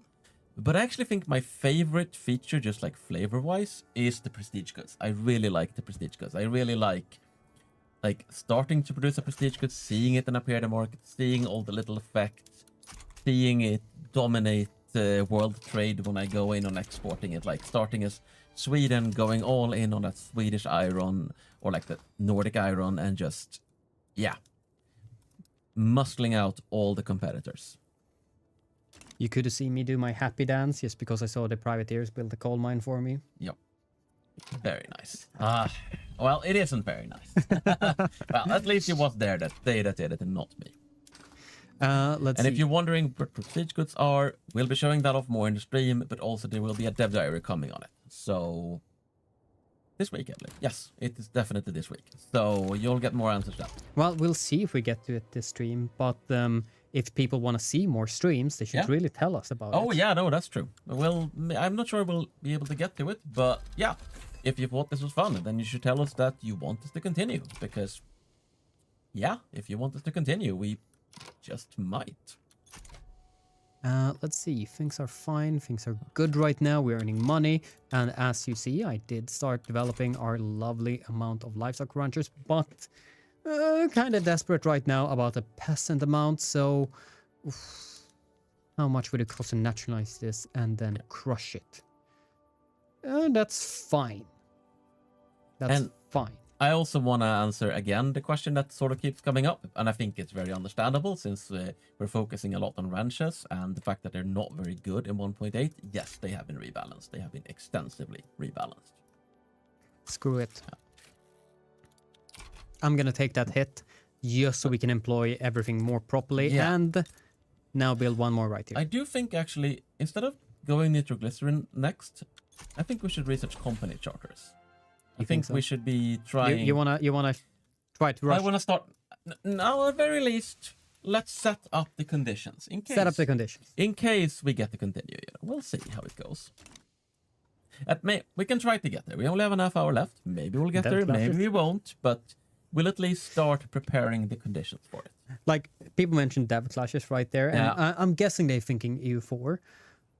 I'm thinking, dev clashes in Victoria. Yeah, I mean, people trying to take over certain market goods. That is a thing we potentially could do if people wanted it enough. So, yeah, it really comes down to you guys, because you guys are the ones that watch. You guys are the ones that enjoy it or don't enjoy it. So if you want the Vicky dev clashes, then you should be screaming it everywhere that you want the Vicky dev clashes, and maybe we'll get the Vicky dev clashes. It's taken a lot of time from a lot of people to arrange that, so it would have to be a lot of shouting. It would have to be a lot of shouting. And I'm not saying this because we have it planned or anything like that. You really do need to do a lot of shouting. I believe in chat and the internet's ability to shout very loudly about things they want. I believe in you. What? I've never heard them shout about stuff. Let's see. So, I just want to say 1.7 million GDP. That is very good. We're getting somewhere. Finally getting somewhere. 50k loyalists, 150, but they're slowly dying off. It's going to be fine. We have 1.5 million pops. Our standard living is improving. Our literacy is improving. Our production of meat is massively improving. But are we exporting any meat? No. No. You need to fix that. Because I think we need subventions for exporting meat. Wait. How much are you actually producing each? You're producing 50 each. I could demolish one of these, but as you can see, it's only 4.5k. Let's leave it alone. Right It'll now. be useful in the future. We'll have to rebuild it. But I want you, because now you're making money, and I want you to stop making money and start exporting meat. But I'm only making money because I'm not actually producing anything. Actually, we can't build it right here because that would not do anything. You have no peasants. You have nothing. Let's see. You have no peasant. Oh my god, we have... Okay. Oh, here we go. But we're setting the grounds here because we need this to be able to establish the company. Yes. So. But I'm going to do one more right there just to get a bit more production because I feel like that could be enough to just get us above that limit so we can actually start exporting it. We're 32 plus, which isn't too much. I think if we reach like 50-ish, then we're probably going to start doing it. So, actually, speaking of, when I think about this, what do we need? Oh, by the way, but do you actually use subventions for export or just imports? Because just imports right now. We could technically do it, but I'm also thinking slaughterhouses. because here's the thing. You also need, if you want to increase the production, you need the demand, you need the advantage. And the problem really is we have pretty bad trade advantage. Yeah. This means that in order for us to actually be competitive on the world market, we are probably going to need to put our thumbs on the scale. But let's do it. I mean, we'll see how it works out, right? Trying to ruin my lovely economy. I'm only losing 700. I mean, right now we're actually collecting export tariffs. That is not helping us, to be sure. Low is fine. Let's try low. Let's see how that goes. And immediately Rush starts buying. God damn it. Okay, now I'm gonna start losing money from this, but because subventions. Oh, and now France starts buying. God damn it. Because here is the big pro tip. Subventions are not just for imports. It can feel kind of like, oh, I don't want to be giving money to trade centers to export things. I just want to be giving money to trade centers to import things I need. But one of the best ways to kickstart an economic sector and really go into it is to say, actually, I'm going to pay you to export things because that's going to increase the demand, it's going to increase the price, it's going to increase your ability to build more of it. I mean, it's an indirect subsidy, right? But it's a more efficient subsidy because it only pays for exactly the thing you want.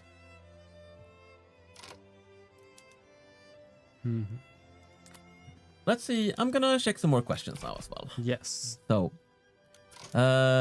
yes, we were asked if reducing the export tariff would incentivize purchasing, and yes, exactly, that's what we did. We actually put some subventions on it even.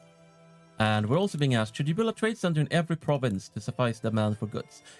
This is a thing you can do. It is a strategy. It really depends on kind of how distributed your economy is. Because the advantage of building trade centers everywhere is that trade centers operate on state prices. So a trade center in a state that has a lot of coal is going to be better at exporting coal than a trade center in a state that doesn't have a lot of coal. However, big trade centers get more inherent trade advantage. So they're sort of generically better at trading. So there is basically no yes or no answer here. Concentrating your trade is going to make you have a broader trade advantage, whereas distributing it is going to make you specifically better at trading the resources in the states where you're building them. Oof. Import price plus 14% for these luxury clothes. Could I sort it out myself a tiny bit? I'm trying to do some kind of economic management since you're ruining my economy, but we could just stop the people from actually importing it. So basically me putting maximum tariffs on import are basically going to be, we're not going to import it anymore. Do you want us to not import it anymore? Kinda. I mean, then do it. I'm just looking at our poor little trade company who's losing a lot of money on it. Both the luxury goods. So I'm thinking like if we could produce it domestically, it would help a tiny bit. I mean, if they're losing money on importing it, they're probably just going to stop importing it. It's just that there is trade centers don't tend to immediately abort unprofitable routes. They tend to wait a little bit to see, hey, are conditions going to change to make this profitable again? Because we don't want trade centers to flip-flopping. Yeah, just completely overhaul all their trade the moment prices change a little bit or there's a market fluctuation, etc. So they try to operate with a little bit more long-term thinking. It really comes down to how much cash reserves they have as well, because, the less cash reserves they have, the more desperate they're going to be to turn a profit. The more cash reserves they have, the more they can make up for temporary shortfalls by tapping into the cash reserves. Can we import some clippers to improve I think it? we're doing maximum trying. subventions on importing clippers. But how? Oh. I mean, we actually have okay. Oh, nice. All right. Let's see. Can we do it? Oh, you actually just want to jump into it? I want to. You don't want to tease them in? Yeah, I mean, we'll see if chat yells loud enough that we do more streams. Otherwise, we should. Yeah, let's freaking do it. I think. So we can only do this, which is generic prestige meat. What do we need for the special one? Let's find a special one because it also has. So basically, we can actually just very quickly say. So this would do a 10% bonus for textile if they're actually fully. We're not that interested. No, exactly. It's not too good either. It's also the point that we wouldn't just. They're getting there are generic prestige goods, but they do require an extra step to get as well. Yes, and here's the lovely thing. 10% trade advantage, 10% port building throughout. It's a nice company. So what do we need? We need we need the level 5 food industries. That's the problem. That's very rough for us right now. And we need to build it in Buenos Aires as well. Right? I am reading that totally correctly. State region is Buenos Aires. Yes. Yeah, exactly. And then we need 2 states with livestock ranches. We have more than harsh. 2 states for livestock ranches. Like we have livestock ranch everywhere. We have tweaked the farming conditions for a bunch of companies. It may be that this is actually a little less harsh in the latest internal build. I'll have a look when we're back. But for now, we're definitely gonna at least not going to settle for an inferior company. We're just going. This is a challenge. We're gonna get those. Yeah, we're gonna get those food industries. Maybe we'll need. Which workers?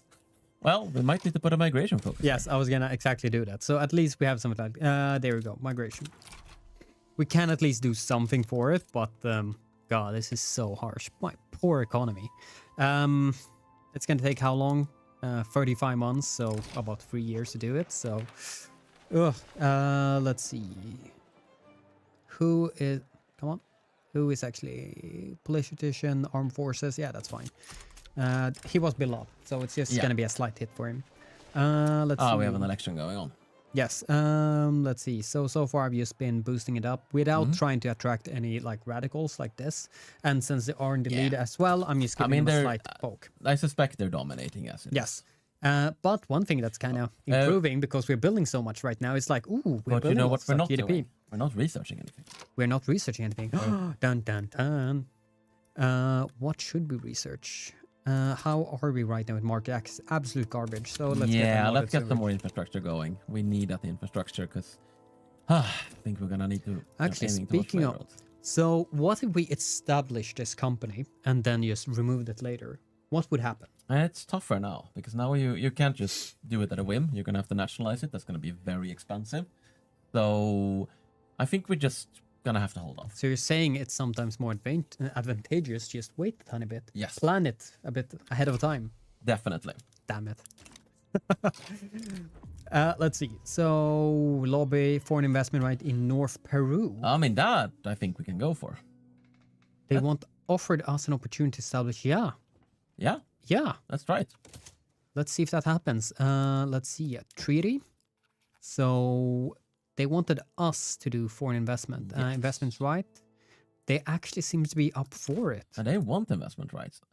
Wait, other way around. No.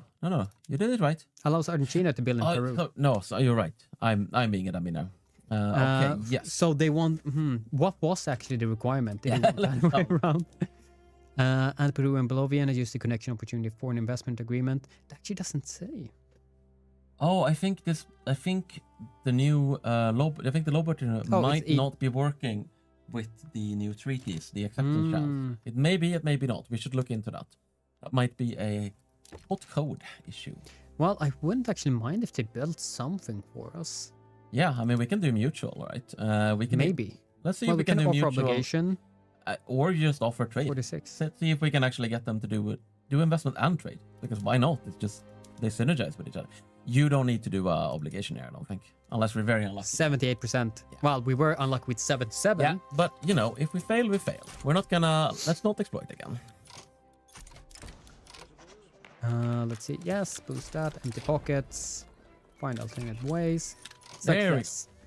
Jesus Maria, what to call that game. Yeah, sure. Yeah.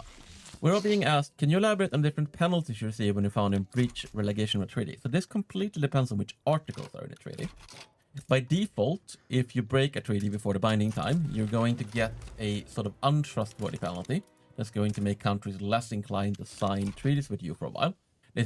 Happens regardless.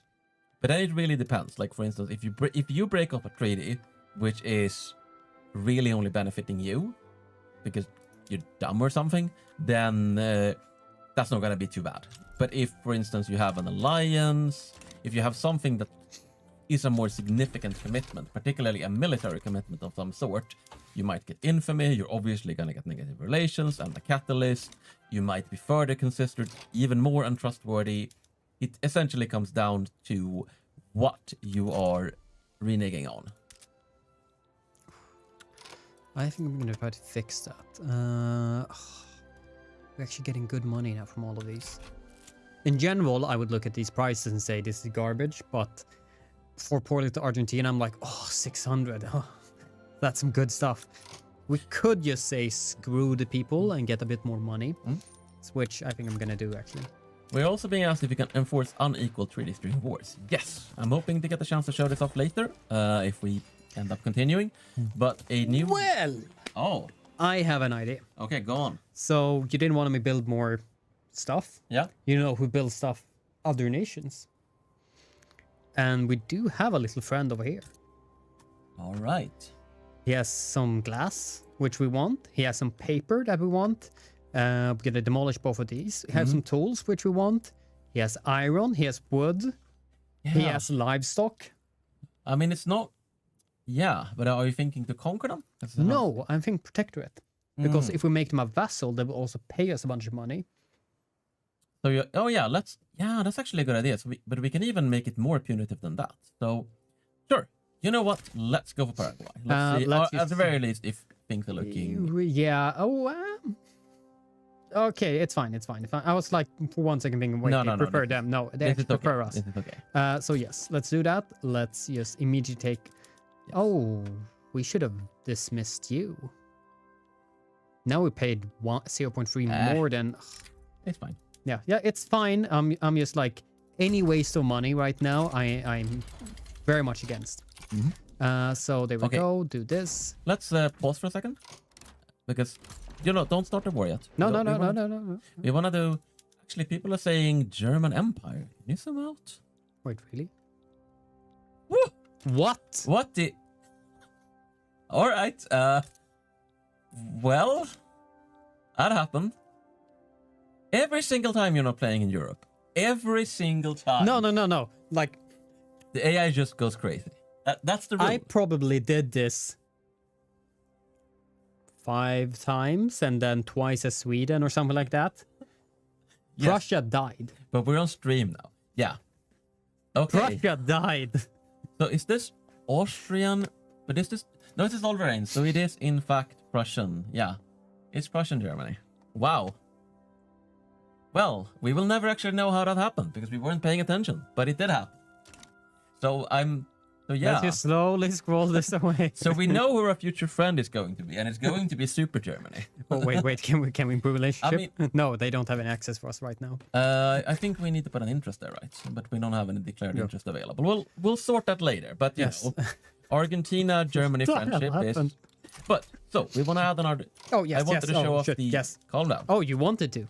I want to show off the new war goal.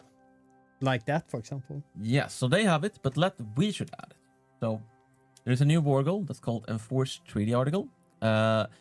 This is more advanced in the version that's current, like the current internal build, but where like the things the like currently updated internal build. Yes, the updated internal build, not the old internal build. But essentially, one of the things you can do is that any treaty articles which is set as enforceable, you can add to your treaty via a diplomatic play or a war. So for instance, and you can do this with inputs. So for instance, let's say that we wanted to enforce goods transfer. Look at that. So I just gotta Why is some highlighted? Oh, and some the not? ones that are highlighted will be added immediately because they don't have a selection, and the ones that aren't highlighted, you will open a selection window. So click that one, and you can see which goods we could force them to give to us. This is not. There's no point to doing this if we're vassalizing them because we're gonna be the same market. But I do think we would like them to pay us even more money than they're going to pay us. So, yeah. So the thing that's improved on this one is right now you can just set it to their entire income and there is no infamy or anything. I forced Bohemia to pay me like 45,000 a week. In the internal version, it actually scales. Like if you ask for a reasonable sum, it doesn't cost any infamy. But the more unreasonable you get, like if you ask for all of their money, it can't pay that. But if you ask for all of their money in the latest internal build, you get 90 infamy. Oh. So yeah, you have to keep it a little bit reasonable. So this is their entire cash or weekly income. Let's not ask for all Let's of it. We don't want for 500. I was gonna say 20%, so about like 750. 750 works fine. And this is of course added as a. Oh, it became 1,000. The least. It's rounded it. Okay, yeah, it's a little. That interface is a little wonky in general right now. We need a signal for hot code. Yeah, we need a sound effect. Let's see. So because they're. Anyway, let's see. We could actually. Well, then maybe hello. Let's see if we can sway someone. Yes, sway with war goals. Wait, they will willing to join for just humiliating. Oh, perfect. I also like humiliating Peru. Well, Bolivia. Let's see. Whoever. How much? Oh, they backed down. Well, that's also. I mean, we didn't get the extra money, but we also didn't have to fight. So I was just gonna say like I'm gonna bump it up, but that was lucky. That's good. Let's see. Actually, how strong are they? Maybe we should have tried to. They're 344. How much are we actually? I think we should declare them a rival. 297. It could have worked. Declare them a rival. Yeah, definitely. Screw with them. They tried to screw with us. Yeah. But anyway, Paraguay. Part of us now. Perfect. Well, we're not going to be able to tear down the building so much at the moment. No, we're not going to be able to change whatever they're doing either. But they're ours, and we can integrate them over time. Actually, can we do something else? Yes, that's pretty decent. But they're actually not going down by as much as I would have liked to. Are we improving relations with them? We can't. Oh, we don't have enough influence? No. Oh, okay, yeah. We have. We already have really good relations. I didn't. Yes. I wasn't looking in the right place. Let's see. I think I kind of want to grab. Just to support regime. That's fine. Actually, yeah, we have a lot of legitimacy. We have a lot of legitimacy. I was thinking we still had terrible, but no, we actually have really good one. So just to push them down to vassal state.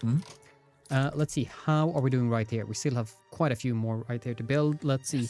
I don't think we'll be able to hit the company today. No, I guess people are going to have to shout that they want to see more streams. You're going to have to shout if you want to see the River Plate beef in action. If you want to get to the meat of the game. Oh, I love it. So actually, come to think of it, can we switch out of... We're being asked if we can switch out of wood construction now, and maybe we can. Maybe we can try it. Because I think our trade center could probably use some new opportunities, if nothing else. Sorry? Can we switch out of wood construction? Like, can we get it better? Can we get iron frame? We can. Do it. Try it. Minus 3,800. Fine. I mean, it's also because the prediction is based on everything being terrible, right? Yeah, and it's going to keep being terrible. It's probably going to be worse than it actually said. Well, it's fine. We can take on. Well. Maybe, since they're actually part of us right now, instead of having these completely unemployed, maybe they will help us out a tiny bit. I think they're starting... Yeah, look that. Because that's my point. It's like, I think this is going to cost a lot right now. And of course, it's going to cost a lot just in general because it's expensive. But once we get through this government construction, we can always pause if we need to. Aim high, right? Oh, yeah. That's actually... I wouldn't say fine. No, but it is slowly improving. Where's market? We need to go in here. It's We also need to because find steel. I don't think the investment pool is building anything right now, so we're Let's slightly burning pump the it up. entire construction capacity. Yeah. But you know, they're gonna be done sooner. Yeah, and we have to pay even more to be able to get anything. Our trade advantage is We so are terrible. also most definitely gonna end up quotation marks succeeding the age of Cordillers. We're gonna go all in on military strongman because we haven't really done anything to stop it. And yeah, that's just South America for you. I'm thinking maybe we should go full on You want booze? alcohol for it, just because Sure. it's expensive. Yeah. Could help us just so they're not completely unoccupied. Let's do sweeteners because our sugar is ridiculously cheap. We're not going to use. No, we can't that's- really no. use iron for food right now. So maybe it's going to use. But this should produce a help. tiny bit at least. Yeah, I know. Maybe they can start exporting some stuff. Maybe. How does our trade center looking now?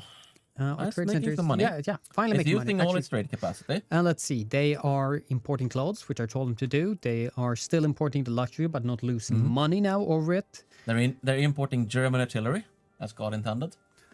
What? What? Oh. And look And- at that. We're exporting meat. We're exporting meat to Russia. Yeah. Well, Russia is our principal importer. World market for meat. Well, Oh, sorry. They're a principal exporter as Yeah. well. So, yeah. No, they just import. Cool. Very good. So, yeah, there's not a lot of trade going on with this right now, but we will get there. eventually. Yeah, 5%. That's 30 right now for us, so it's nothing. And we lost our 2 million GDP. Are you happy, chat? Are you happy? Legacy slavery. We can't remove that, so What let's about just stay where trade we are. laws? I guess we don't really have any options right now. No, exactly. We have to promote the industrialists to be able to do anything right there. But I am thinking health system. Charity. Yeah, charity hospitals. Why not? Let's see. Come on. 12 weeks. 4 minutes. Can we do it? Can we do it? We have no tool. All right. Perfect. Maybe Well- that's not enough. Yep. You know what? We're dying now. I guess while we're waiting, I can also share one thing because I freaking love this project and I have decided, or rather Ooh. I have already decided. To see if I I think made you it. need to stand up. Yeah, I need to stand up. I decided to get a little Vicky, a little cat Vicky. Try to put it closer to camera. Hold on. There we go. I decided to get a new tattoo. Oh, let's increase the size. in honor. There we go. In honor of Queen Victoria and my cat Elsa. It's fantastic. Like, holy crap. And there we go. We have the 5 buildings right here. Are we missing something now to actually be able to establish it? We are Oh. not. I think we're echoing again, but I think that's because I stood up. No. Yes. Also, you want to know the real irony? The woman who tattooed this is from Uruguay. Ah. I don't think she's watching. I hope not. Oh, no. Oh, it was the audio issue with that scene. Yeah. There we go. So it was in honor of Queen Victoria and your cat. And my cat Elsa. So it's basically my cat Elsa in the iconic clothes of Queen Victoria. Okay. Oh, we're no, almost this is out of another time. one. This is another prestige Yeah. good. We're still not having enough for the river meat. I think, do we need another place with... What are we lacking? We need another place with 5 livestock. Okay. Yeah, we need one more place with 5 livestock. Can we quickly get it up? I would say check the building browser and Here. see where... But hold on, we might Oh, have yes, somewhere yes. with a higher level. Check the building browser. I'll have to go Yeah, this do way. it. Rural, hurry. I need to find... Where livestock? You can use the filter at the top. Yes, but I never use these. There There we we go. go. There we go. Okay. No, exactly, it's 2. All right. This is possible, though, to actually Yeah. eventually... Go, fill- go, go, go, go. Wait, I'm throwing away my entire savings. Well, actually, So- not in my savings. yeah. Throwing away my credit. So we're being asked why we can't establish a new company. So it requires level 5 food industries in Buenos Aires. We have that, and 2 states with level 5 livestock ranches because it has higher requirements than generic companies because it's generally a stronger company. Let's see. We have 1 minute. 1 minute, 1 livestock ranch. We can do it. They can't. They will have to tear us away from here. I mean, we can go. No, we have 2 minutes. We can go a minute over. Oh, my poor money. My poor money. So this is also a bug. Priorities. Should be fine now. Okay. There we go. River We meat. can do it. Excellent. Established. So what's happening? So now we are establishing the company. And here, a very significant thing has changed. You used to have to nationalize buildings in order for them to become part of a company, which honestly didn't make very much sense because, they're going to end up being privately owned. So now, essentially any combination of privately owned levels, and if you don't have privately owned levels, nationally owned levels as well, can be used to form a company. So you just need to have the buildings. You don't actually need to go through a bunch of annoying hoops. Okay, form it, click it, and we are actually out of time, but we're gonna go like 1 minute over here. And so many new buttons. Yes. So hopefully we'll get a chance to dive more into this. But a bunch of things have changed. You have the prestige goods, they're disabled because you need to get a prosperity. Prosperity has changed. It is now something that moves towards a target. So if you hover over the little 0.28 there, you can see that, hover over the bar instead. We need to improve that. Yeah, I should hover. Hover the 0. We're gonna improve this. It's a little confusing right now. Yes, thank you. We need to fix that tooltip. The target prosperity is 30. You can see that it comes from productivity. This is changing in 1.9 so that when companies compare the productivity, they actually only compare it to buildings of the relevant type rather than compare it to all other companies. So these guys will look at the global productivity of food industries and livestock ranches to determine how productive they are and how much prosperity they get, rather than trying to compete with way more like inherently profitable buildings, because that just made some companies really terrible and some companies really good by default. And prosperity is a lot less. It's not going to just be always moving. It's going to move towards the level. It's going to be much clearer where you get it from. It comes from more sources. And once we get that beautiful prosperity up to 100, we're going to permanently unlock river plate beef. So if you want to see that, you should harass Pele. Don't actually harass Pele. But you should let us know on, Discord, forums, social media, wherever, that you want to see more of me making Daniel cry by ruining all his perfectly laid plans in order to increase the production of meat. Are you trying to make me salty? Yes, I am. Or yeah, right here in chat. He's probably hanging around here, so you say yes, more streams. More streams. But otherwise, we're kind of out of time now. Yeah, and otherwise, of course, Charters of Commerce is coming out on June 17th. And you will get the chance to try all of that yourself after we do the last bits of cooling down the hot code, fixing the bugs, balancing the things, and yeah, just generally putting the final wrap on what I think is going to be a really awesome patch and a DLC. So it's hopefully, in a way, it's kind of like, this is the DLC you are buying, just a bit better. Yeah, minus the hot code. Minus hot code, hopefully. But thank you, everyone, for joining us. Hope you enjoyed it, and we'll see you soon, I hope. Hopefully. Have a good one. Bye.